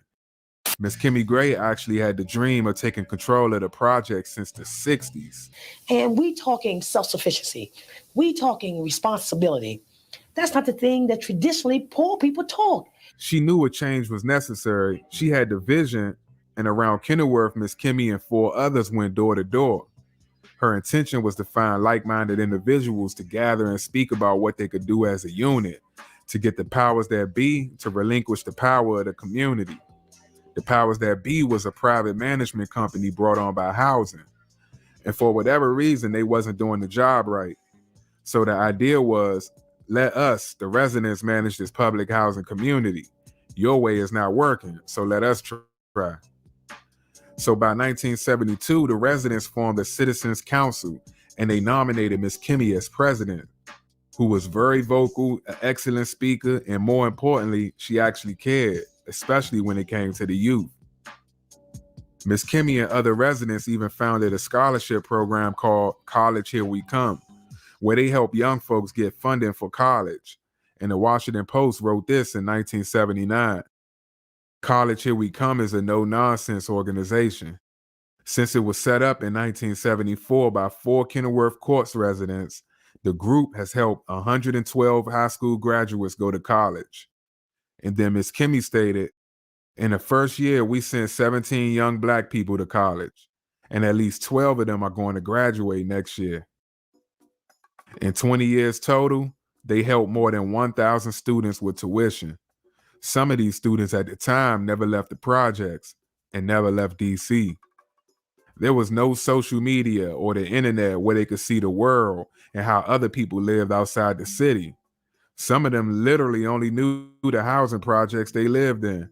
So to go from that to taking that bus ride or plane ride to a new place where they talk different and dress different was more than likely a big shock, a culture shock. And things are so much different now. The resources that we have today.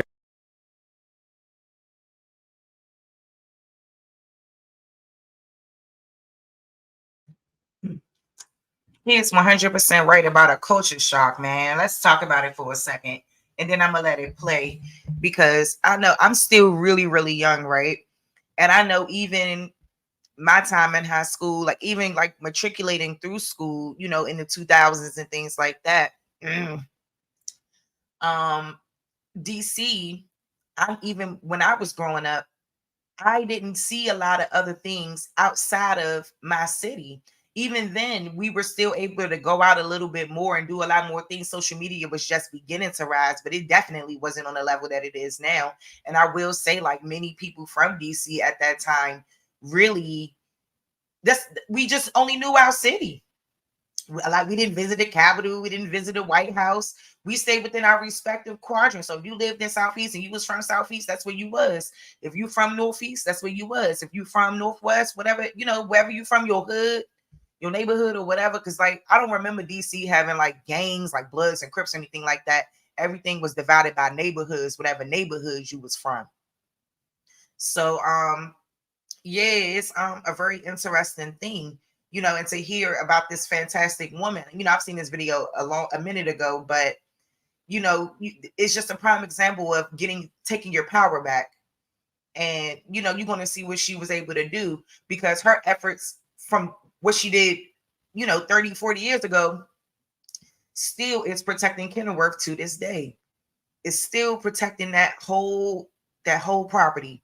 And I'm gonna talk about it, but I just wanted to throw that little nugget in there and let y'all know I'm gonna elaborate on that a little more and just understand like her efforts, man. We need more of us out here with a mind like this because these things can get done, you know, if we choose to be the change we want to see. And that's it. We got to make the choice. And I know y'all heard so many different stories. You know, we heard about Odessa Madre, and you know, we heard about Shorty Pop. You know, we just learning about a lot of different things, man. And I just want y'all to see how many layers that this city has, and like not even just in his, you know, and not just in context of American. I mean, yeah, in context of American history, but not just, you know, the Capitol, the monument, all that. No, it's so much deeper than that. It's so many layers. Yeah, because it's real. It's real. I'm just glad I was always neutral. Fuck all that, okay? I ain't got no beef with nobody. No, I sure don't. I love everybody. Fuck you mean? But shit, Bad Saint, you know what time it is, girl. Shit. Especially when you hear about people went to Anacostia shit. I went to another school, but like schools in Southeast is different. You know what I'm saying? Because you know it definitely was an area that you know was really going through a lot in terms of poverty, in terms of you know not getting adequate funds, and not just that, or the other wars too. 7-6, you know, in some cases full. When we talking about Uptown up there by Georgia Avenue, 640 area. All of that stuff, you know, those project areas that's up there and Clifton Terrace as you go up, you know, just different areas like that. You know, it's a difference in those two.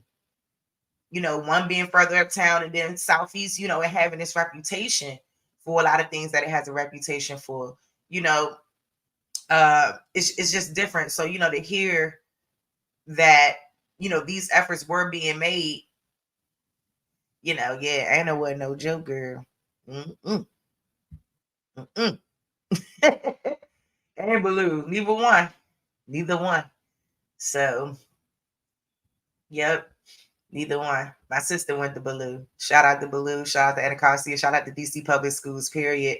For real, because some real ones came out of them joints. Trust and believe. For real, man. Like people don't understand. And like even my first time when I visited American University, because I graduated high school in 08. So that's giving y'all the time frame and all of that. But anywho, you know, my first time going up there, y'all, I was really, really shocked. I'd never seen so many other people in my life. And I was just so shocked, y'all, because that's not what I was seeing every day on a regular basis. They didn't even go to my high school, none of that. So it's just really, when they say people from DC experience that a lot, we do. We do experience it because we understand that when it's all said and done, this is where we've been our whole life.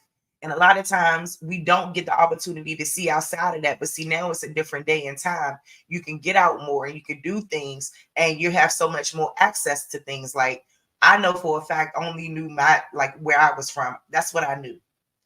And I know a lot of people from DC can truly relate to that, because even my first time going away to college and all that, experiencing people from other places, like meeting New York people, meeting people from Delaware, meeting people from New Jersey, Florida, all these different places, you know, you could see how much different they was from me, you know. But the beautiful thing was that, you know, we all still those original people.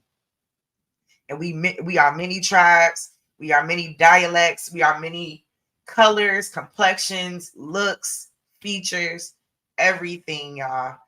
Like I feel like DC got some of the most beautiful people, beautiful people.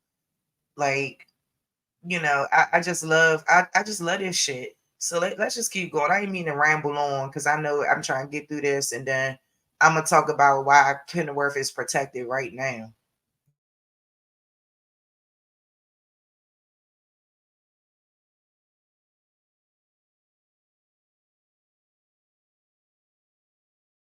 At our disposal, the average person couldn't have seen it coming back then, not in the 70s.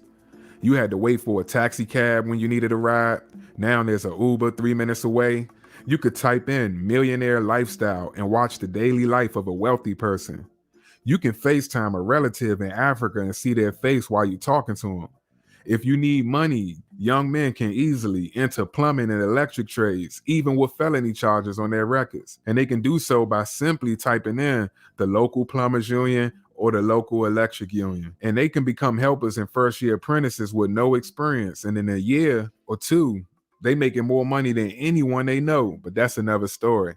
Let's continue.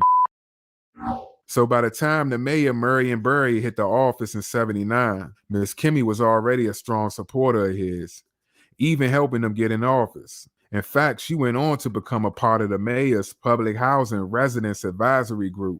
The mayor had appointed her as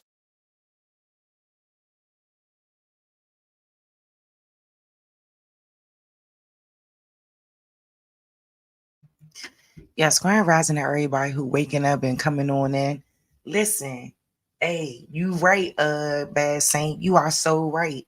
Because even you realize that everybody not like you.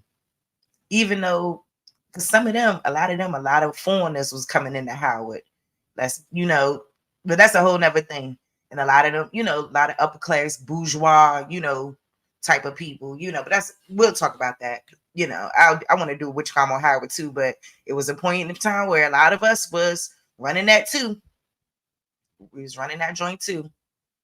You know, I realized it's not enough people from DC who attend Howard enough, you know, to keep that DC culture, that original, you know, DC vibe, you know, with Howard. But, you know, that's a whole nother thing. But yeah.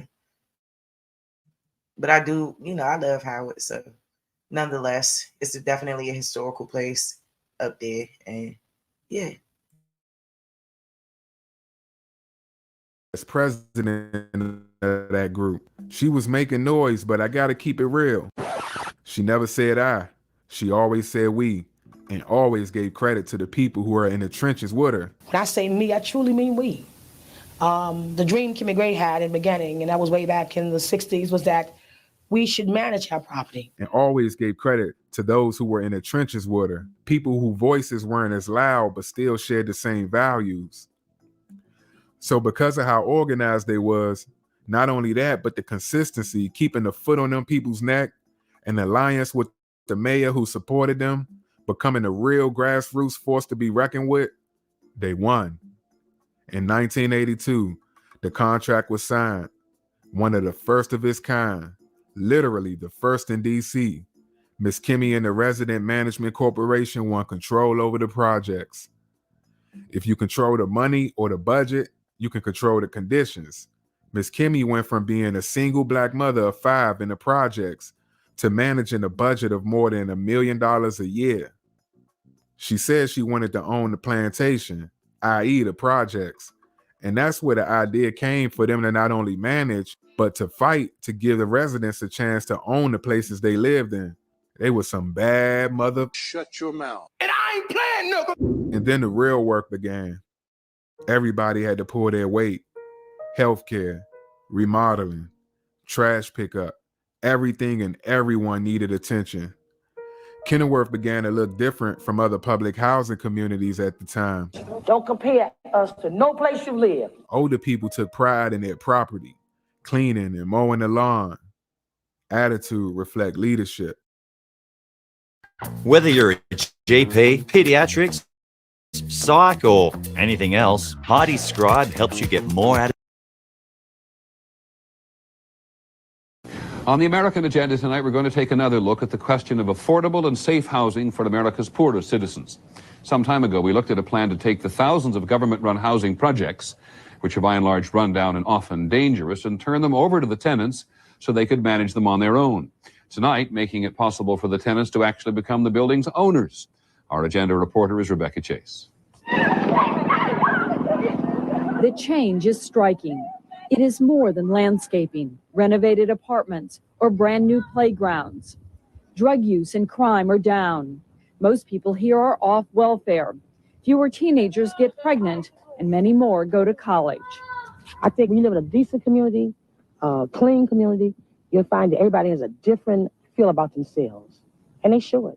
Come down to see you. Kimmy Gray has been leading residents here since 1982, when they took over the management of Kenilworth Parkside, a public housing project in Washington, D.C.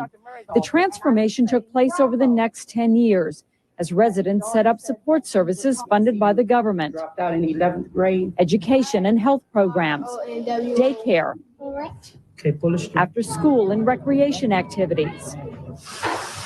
In an effort to provide jobs and income, the residents started a cleaning service, a moving company, a maintenance and trash collection business, all staffed by people who live here. Even teenagers have a snack bar they run after school. We have changed our lives around. We have something to offer our children. As their lives improved, the residents wanted more. The transition to owning their own homes began 3 years ago.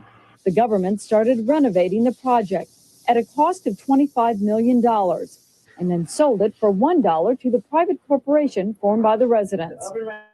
Eventually, families will have the opportunity to buy their own apartments. It's really nice to be able to have your own yard and be able to plant your flowers, and you can say, this is mine. Lucy Henderson, who has lived here 23 years, appreciates the changes. Although she spent most of her life on welfare, now she has a part-time job as a cook and has returned to school. 3 of her children have gone to college. Don't compare us to no place you live. It's totally different here. The first 132 families have moved back in following the renovations, and new families are being screened for the vacancies. They are presented with a strict set of rules, including a curfew for children and regular inspections. We went through so much to get what we've got. We're going to take care of it. You know, we say we want to live like homeowners. We got to act like homeowners. When you look around here, it is hard to see why anyone would oppose the tenant initiatives proposed by the Bush administration. In fact, there is some criticism of the high cost of renovation here, but most critics focus on the fact that the $1 billion proposal does not go far enough. My bedroom. Giving the poor a chance to own their own homes gives them a stake in their communities and could save significant tax dollars if rent subsidies are no longer needed. But in the meantime, the president's plan is so limited, the urgent needs of millions go largely ignored. By 1986, A company did an audit on Kenilworth and found that since the tenants were given control over the management, rent collection went up 77%, which was 7 times the increase at public housing citywide. The vacancy rates decreased. Ms. Kimmy and the Resident Management Corporation helped more than 100 residents get off welfare, get jobs, and even hiring summer staff. The report concluded that after 4 years, the resident management saved the city over $700,000. She took back the projects. They took back the projects. What's more gangster than that? From humble beginnings to being the national treasure, even co-founding the National Association of Resident Management Corporation, and served as chairwoman of board of directors. That means they took the same format they use locally and turned it into a national thing. She wanted people to become self-reliant, man. She stood on the White House lawn fighting for people. She held the mayor down after that hotel thing because she understood his struggle and kept the same energy. She had an easy access to a lucrative career in politics, but declined it and decided to remain at the grassroots level, close to the people, in the middle of the trenches, all the way until she passed away in 2000. Miss Kimmy was the wildflower. By urban definition, uncultivated by the mainstream, independent thinker, bravely growing wild and free in a world plagued by conformity. We have 1 minute left. This is the beginning of 1990. We bring our camera crews back at the beginning of 2000. What will we see here and what will we see with you? Oh, God. I'm hoping you'll see me about 100 pounds lighter. We'll start with that. But you'll see a completely rehabbed community where complete home ownership has taken place. You'll see an environment of a residential community like you will see in any other residential community. You'll see small businesses. You'll see a mini mall adjacent to our property. You'll see the housing complex adjacent to ours that we just purchased, completely rehabbed and sold off as condos to my college students that are coming back now.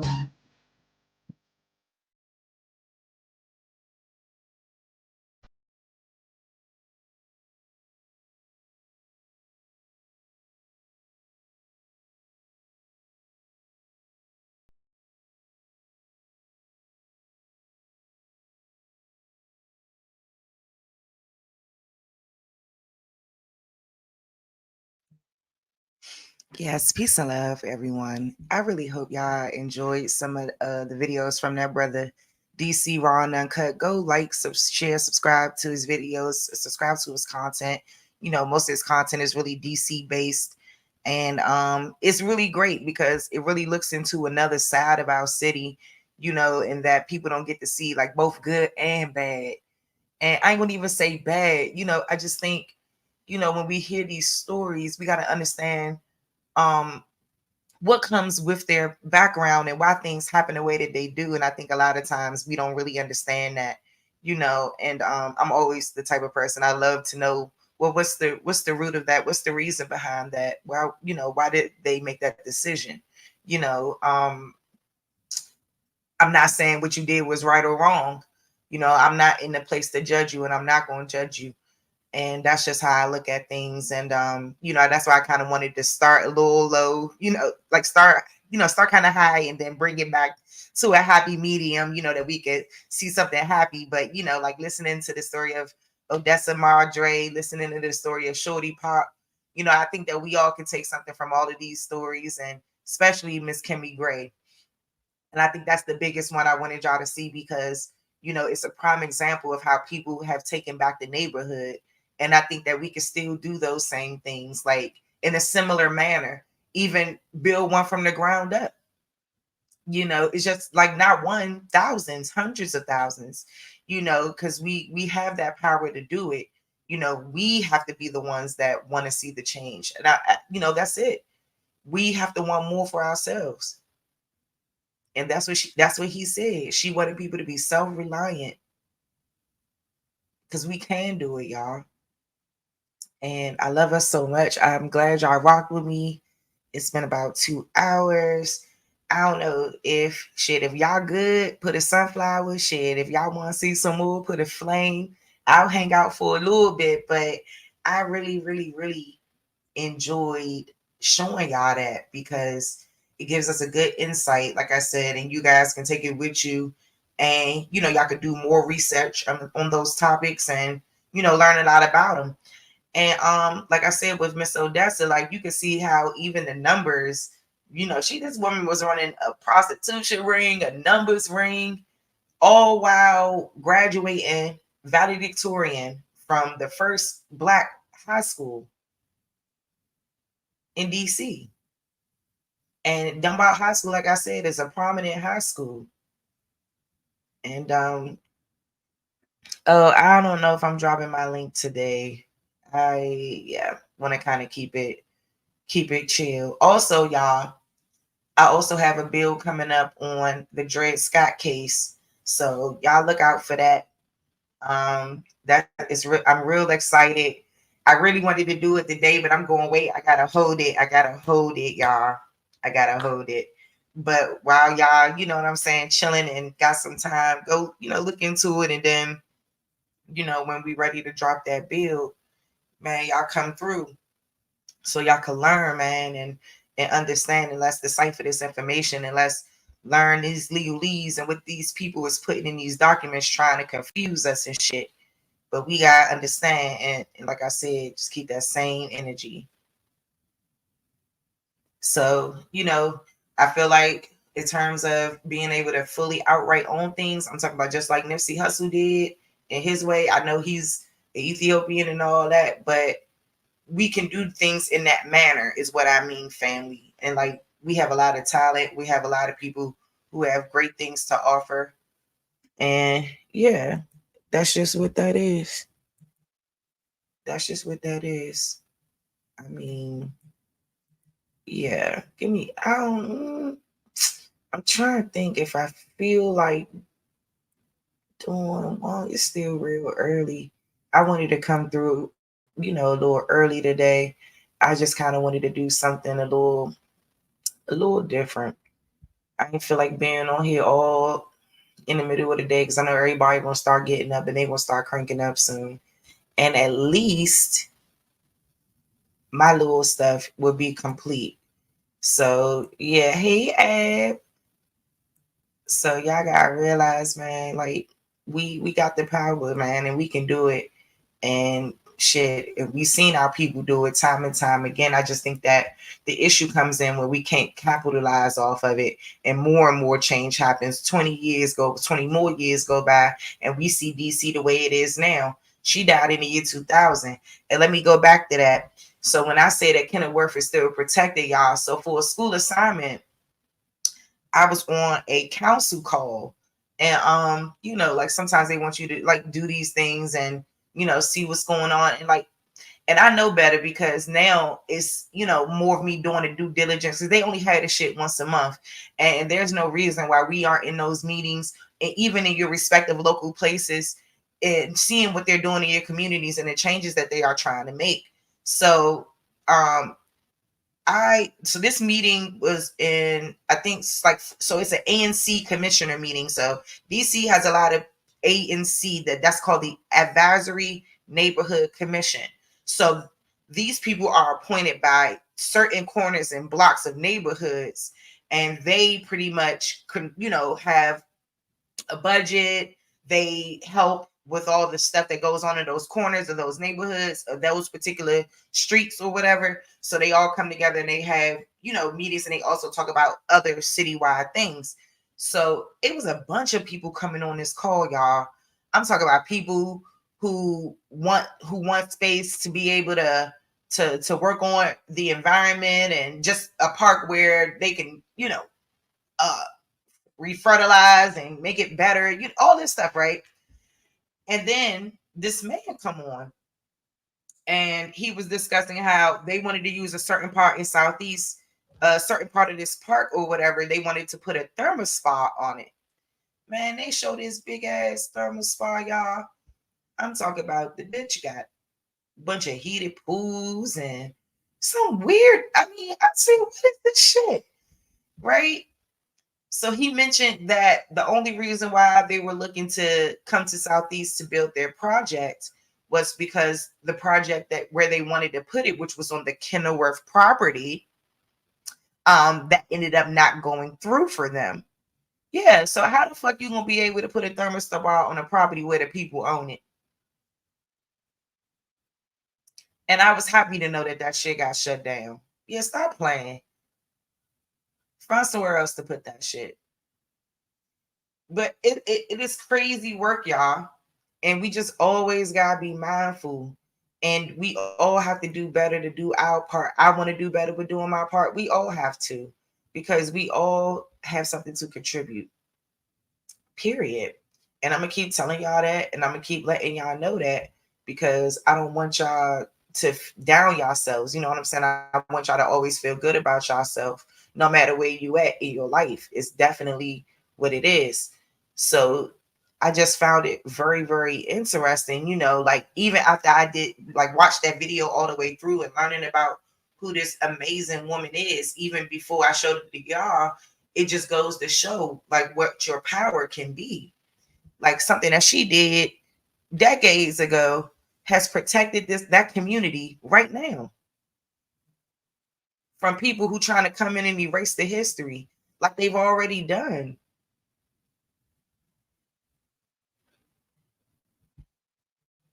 And that's why we gotta remember, man, like for real, who we are, and who's the real leaders, who's the real trendsetters, all of that shit. Like we gotta apply our skills where they're supposed to be. You know, I just think we let a lot of shit get in the way. We let a lot of shit get in the way. All right, hold on. I want to find, he got a little short one. And I want to show y'all this little short joint. And then I'm going to go ahead and call it a morning. And tend to my little duties that I need to tend to. Where did I join at?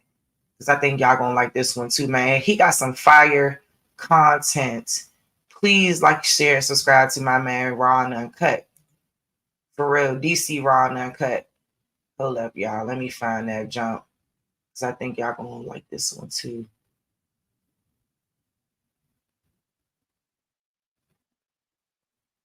Hold up, y'all. Where that shit at?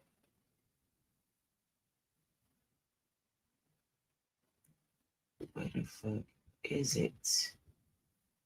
Oh, there you go. And it's going to be the last one, I swear, y'all.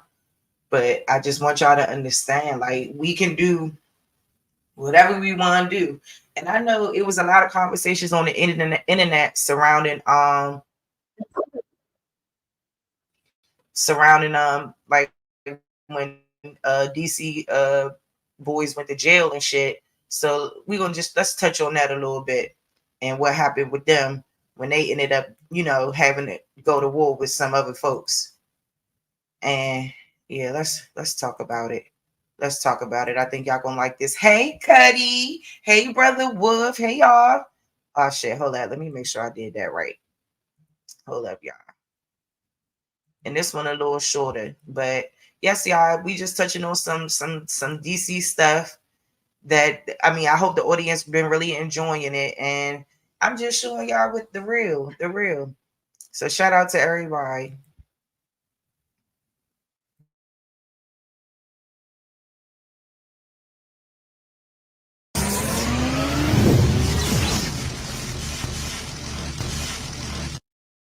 Yo, Night Rider 707, aka J, man. Real quick, because I don't want to hold y'all too long. Look, man, we almost at 5,000 subscribers, man. Round of applause to that. Yeah. And I just wanted to say, man, thanks to everybody that's been rocking with me. We must be doing something right. The channel is going in the right direction. The numbers are continuously going up and up and up. I had a goal set for the end of the year, December. I wanted to be at 5K subscribers, man, because this is a marathon. But for everybody else, you can get the book right on Amazon. The link will be in the description, man. Yeah, man, that's all I want to say, man.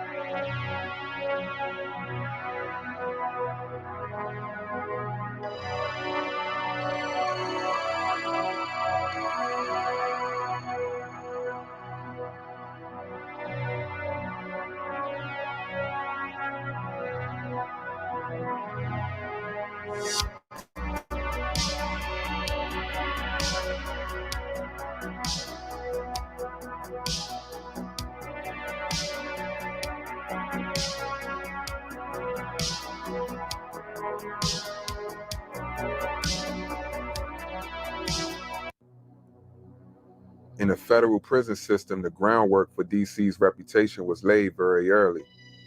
The label DC Blacks was not created by the men serving time.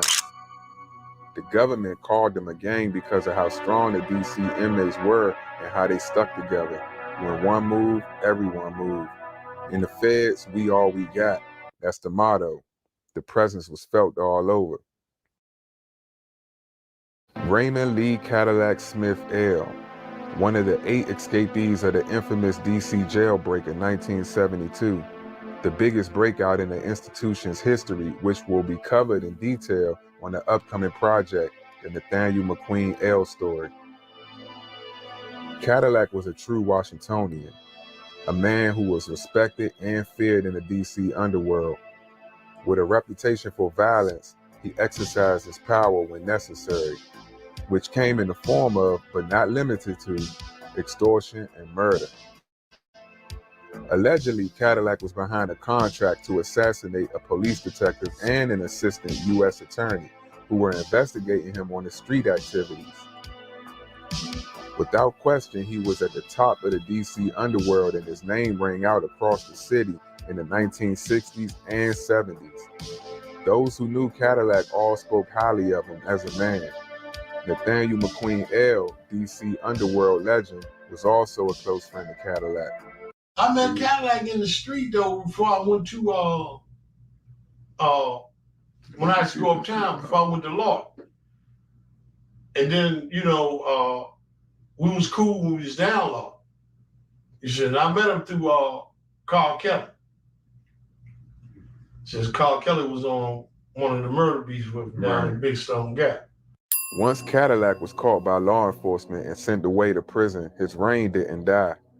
The government called him the leader of the DC Blacks, but he was the leader of the DC Moors, which was and is a strong group of brothers following the teachings of the Honorable Prophet Noble Drew Ali, Islam Moor. While incarcerated, Cadillac was sent to the USP Marion Institution in Illinois. The racism was heavy in the federal system at that time. BOP, man, was one of the most racist spots. I ain't never seen racism, man, like I have in the BOP. Not even out here on the street, man. The BOP was so racist during that time. This is crying shame, man. I couldn't believe it. Because, see, I come from Chocolate City. We didn't know racism like that. When I got into that federal system, I seen that racism, man. I was swore in both hands, man. It's time to go to work. That's how it was. He had just wrote me a letter. He wrote me a letter through Jap's mother, Maybell. He sent me a letter through her. And he was talking to me, Jap, and Carl Kelly, mostly me. Because he had heard, like word got back up there. I know it was getting up there constantly, man. Yeah, Nabal running law, man. He got the board eating out his hand, He this, he that. He got the phones. They making babies. He got it set up with, guys being with their women like they in the street. So he's in a letter he was saying, man, I need you to get me back. And he had some code in there in the letter where he was letting me know that he was beefing with some Europeans. That European that Cadillac told Nabal he was beefing with, name was Thomas Silverstein, associate of the Aryan Brotherhood gang. Some say he was one of the most dangerous convicts in the federal system. And without being biased, I can see why, considering that he not only murdered other inmates, he also murdered a correctional officer at the Marion prison named Merle Cutts on October 22nd, 1983. On that same day, another correctional officer named Robert Huffman was murdered by Silverstein's Aryan partner and inmate, Clayton Fountain. Same day, same prison. Thomas Silverstein was given the nickname Terrible Tom. Because when I came through, Merle Lack was there. I think Silverstein was still in number. But he was just a racist European. He wasn't, his affiliation with the Aryan Brotherhood. And I've been trying to keep the record straight with this. It wasn't like everybody portrayed it to be at that time, because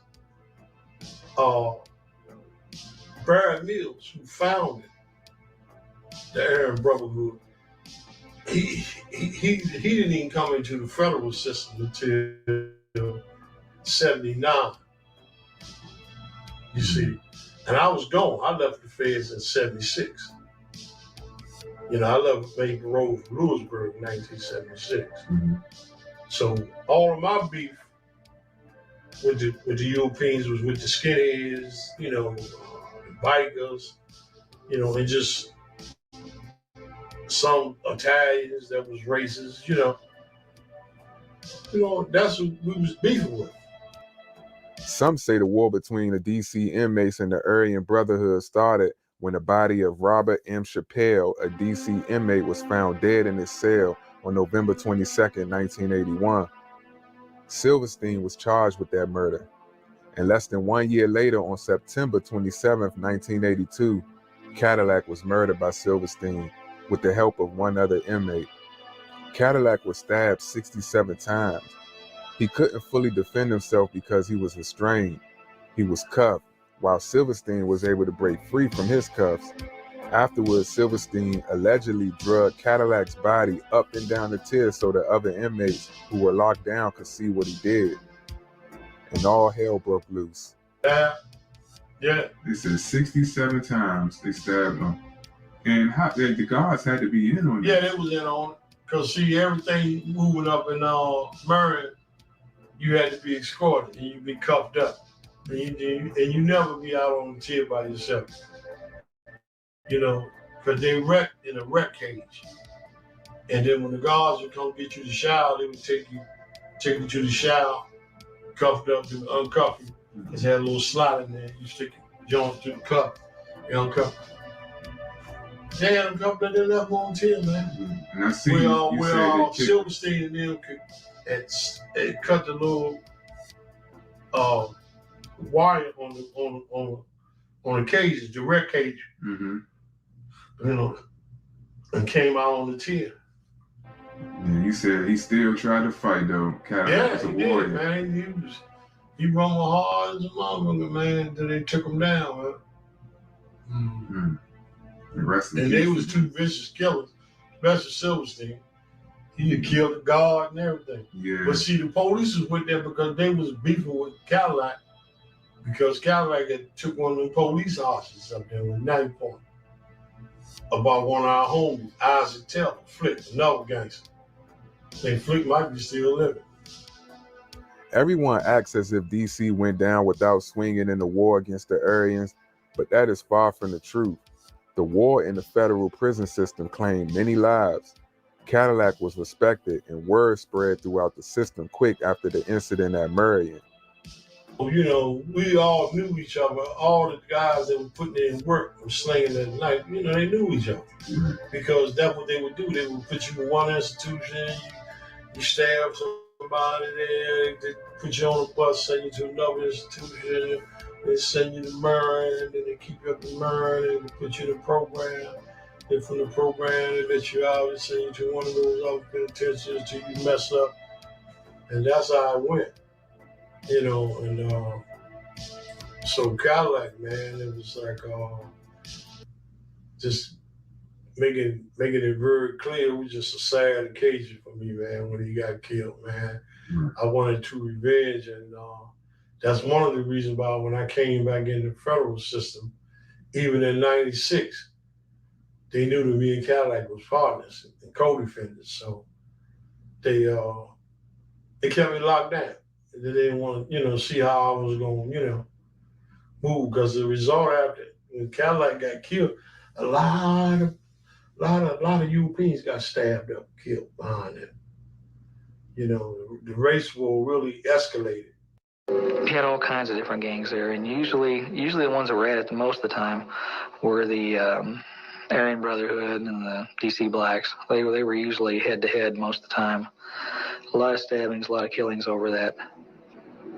The war intensified in the 80s, and in 1997, Aryan leader Barry Mills authorized the war with DC federal inmates so their organization could be known worldwide.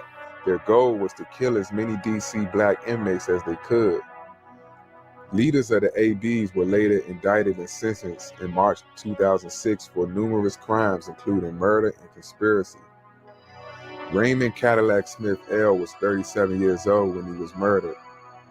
He was a Moor, a man of the streets, the old DC, Chocolate City, one who remained a man until the very end. That broke my heart, man. That was my closest friend. I ain't never had a friend like him again. You know, me and him, we done some things together, man, that I can't even talk about. You know, that brought on a unique closeness, you know. And I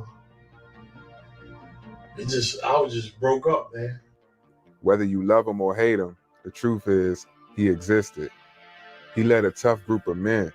He will always be remembered the same way the dominant society remembers Jesse James and Billy the Kid. Legends don't have to be light. Good night.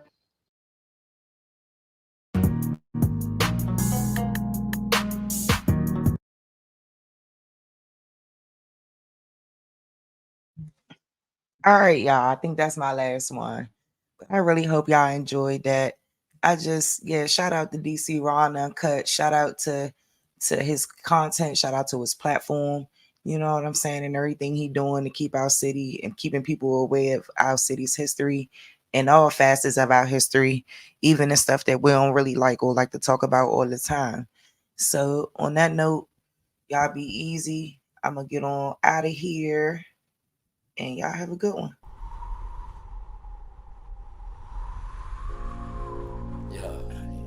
What it look like, man?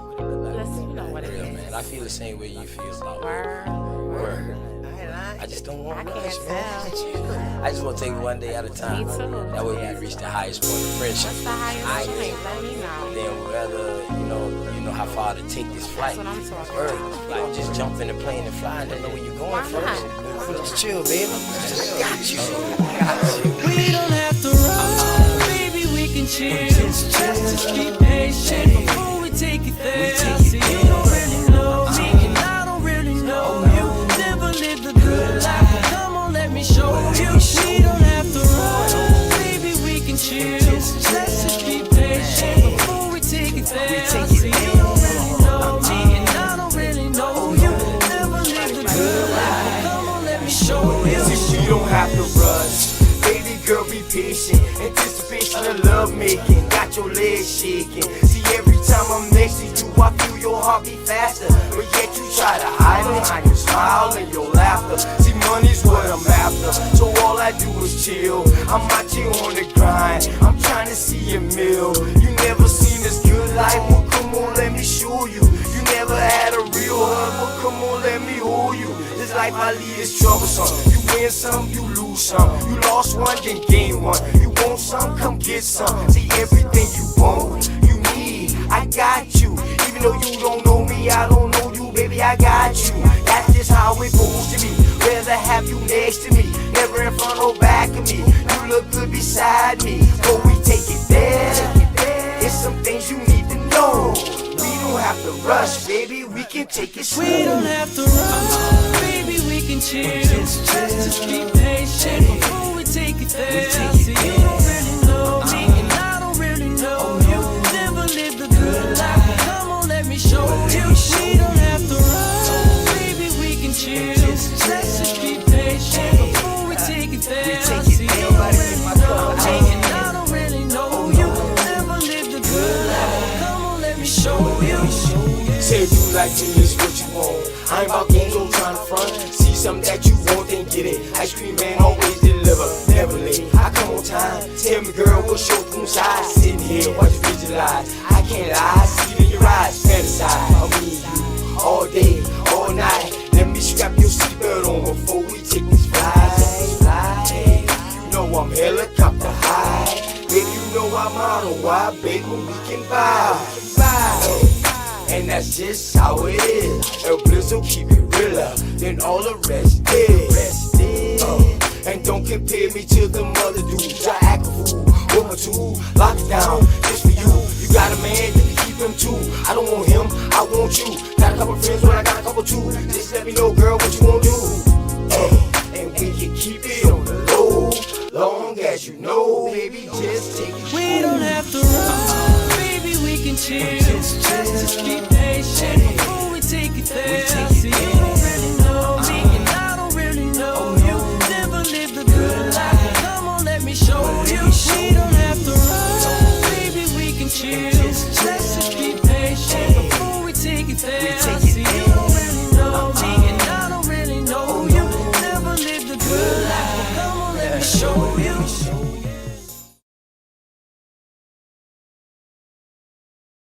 Now I asked everybody if they wanted it, if I could keep going if they wanted to. But if y'all want to chop it up, I'll drop it real quick. I just gotta go get some things ready. I'll drop it. If nobody hit it, I'm gone.